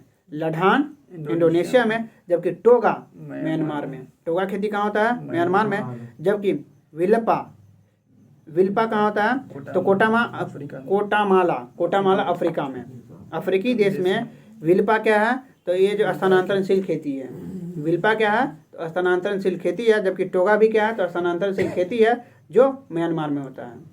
और रे कहाँ होता है? वियतनाम में जो स्थानांतरणशील खेती है। जबकि लडांग भी कहाँ है? तो इंडोनेशिया में जो है स्थानांतरणशील खेती होता है। अब ये भारत की प्रमुख स्थानांतरणशील खेती, वो तो खैर विश्व में था। अब ये भारत में दीपा या दहिया खेती कहाँ किया जाता है? तो मध्य प्रदेश में। दीपा या दहिया स्थानांतरणशील खेती कहाँ? मध्य प्रदेश में। जबकि वर्धा कहाँ? तो राजस्थान में। वर्धा स्थानांतरणशील खेती है, कहाँ किया जाता है? राजस्थान में किया जाता है। जबकि पोंडू आंध्र प्रदेश में। पोंडू स्थानांतरणशील खेती है जो कहाँ की जाती है? आंध्र प्रदेश में। जबकि कुमारी केरल में। कुमारी कहाँ? केरल में। जबकि वेवर बुंदेलखंड मध्य प्रदेश में। वेवर कहाँ? बुंदेलखंड मध्य प्रदेश में। जबकि कुमारी केरल में। जबकि पोंडू आंध्र प्रदेश में। जबकि वर्धा राजस्थान में। और दीपा या दहिया मध्य प्रदेश में स्थानांतरणशील खेती है। आगे, मिट्टी के अपरदन की घटना चंबल के क्षेत्र में अधिक देखी जाती है, जिसे रेंगती हुई मृत्यु के नाम से जाना जाता है। याद रखिएगा, मिट्टी की अपरदन की घटना चंबल के क्षेत्र में अत्यधिक देखी जाती है, जिसे रेंगती हुई मृत्यु के नाम से जाना जाता है। हाँ, मृत्यु, मिट्टी के अपरदन को जो है मिट्टी के अपरदन को मिट्टी के रेंगती हुई मृत्यु के नाम से जाना जाता है। चंबल के क्षेत्र में घड़ियाल संरक्षण योजना चल रही है। चंबल के क्षेत्र में घड़ियाल संरक्षण योजना चल रही है। मिट्टी के अपरदन को रोकने के लिए वृक्षारोपण एवं सीढ़ीनुमादार या समुच्च खेती से रोका जा सकता है। मिट्टी के अपरदन को जो है वन रोपण या सीढ़ीनुमा या समुच्च खेती करके जो है मिट्टी के अपरदन को रोका जा सकता है। आगे, बिहार में जलोढ़ मिट्टी की अधिकता पाई जाती है। बिहार में कौन सी मिट्टी है? तो जलोढ़ मिट्टी की अधिकता पाई जाती है। अब आइए भारत की नदियाँ। एक निश्चित प्रवाह पूर्ण जल राशि है जो गुरुत्वाकर्षण के आधार पर आगे बढ़ता है और जिसका मिलन आगे चलकर समुद्र या महासागर में हो जाता है। नदी तंत्र में 3 श्रेणी की नदियाँ होती है। 3 श्रेणी की नदियाँ क्या है? तो अवनलिका, सहायक नदी और मुख्य नदी मिलने से नदी का निर्माण होती है। सहायक नदी भी याद रखिए, अवनलिका, सहायक नदी और मुख्य नदी मिलकर जो है नदी का निर्माण होता है। नदी के प्रकार अनुवर्ती है और दूसरा पूर्ववर्ती है। अनुवर्ती नदी किसको कहते हैं? तो ढाल के अनुसरण करती है, जैसे बड़े नदियाँ, जैसे कि गंगा नदी, ये क्या है? तो अनुवर्ती नदी है। जबकि पूर्ववर्ती नदी क्या है? तो ऐसी नदियाँ जो भू आकृति के विकास से पहले बहती है उसे क्या कहते हैं? पूर्ववर्ती नदी कहते हैं। जैसे SSB, सिंधु, सतलज और ब्रह्मपुत्र। याद रखिए, ये सब क्या पूर्ववर्ती नदी है। जबकि अनुवर्ती नदी का उदाहरण कौन है? तो गंगा नदी। याद रखिएगा। जबकि नदियों में अपरदन की क्रिया होती है। नदियों में अपरदन की क्रिया होती है। अनुवर्ती के 3 प्रकार हैं। अनुवर्ती के 3 प्रकार है। पहला अपवर्ती। अपवर्ती क्या है? तो ऐसी नदियाँ जो मुख्य नदी से समकोण जुड़ती है फिर उसी ढाल में बह जाती है, उसे क्या कहते हैं? अपवर्ती नदी कहते हैं। याद रखिए, अपवर्ती नदी कौन है? तो ऐसी नदियाँ जो मुख्य नदी से समकोण 90 डिग्री पे मिलेगा उसे क्या कहेंगे? अपवर्ती नदी। जैसे कि याद रखिए ये सब क्वेश्चन, घग्गर, गंडक, रामगंगा और गोमती। घग्गर, गंडक, रामगंगा और गोमती क्या है? तो ये अपवर्ती नदी है, जो नदी पे जो है समकोण मिलती है मुख्य नदी में। जबकि प्रतिवर्ती नदी क्या है? तो ऐसी नदी जो मुख्य नदी से विपरीत ढाल में बहती है उसे क्या कहते हैं? अपवर्ती नदी कहते हैं। जैसे सोन और पुनपुन। सोन और पुनपुन क्या है? तो परवर्ती नदी का उदाहरण है। प्रतिवर्ती नदी का उदाहरण कौन कौन है? तो सोन और पुनपुन। जबकि नव अनुवर्ती का उदाहरण कौन कौन है? जो मुख्य नदी के समानांतर बहती है उसे क्या कहते हैं? नव अनुवर्ती नदी। जैसे गंगा नदी बह रही है, उसी के जस्ट समानांतर क्या है? आ रही है, तो ये क्या है? नव अनुवर्ती नदी है। जैसे कि यमुना। यमुना के किनारे कौन कौन सा शहर है? दिल्ली और आगरा। याद रखिएगा। आगे, अब ये पूर्ववर्ती नदी के भी 2 भाग हैं। पूर्ववर्ती नदी के 2 भाग कौन कौन है? हाँ, पूर्ववर्ती नदी के 2 भाग कौन कौन है? तो अध्यारोपित। अध्यारोपित क्या है? तो ऐसी नदी जो पृथ्वी के घूर्णन की दिशा में पश्चिम से पूरब की ओर, अच्छा क्वेश्चन है, पश्चिम से पूरब प्रवाहित होती है उसे क्या कहते हैं? अध्यारोपित नदी कहते हैं। जबकि पृथ्वी के घूर्णन के कारण दिन और रात होता है।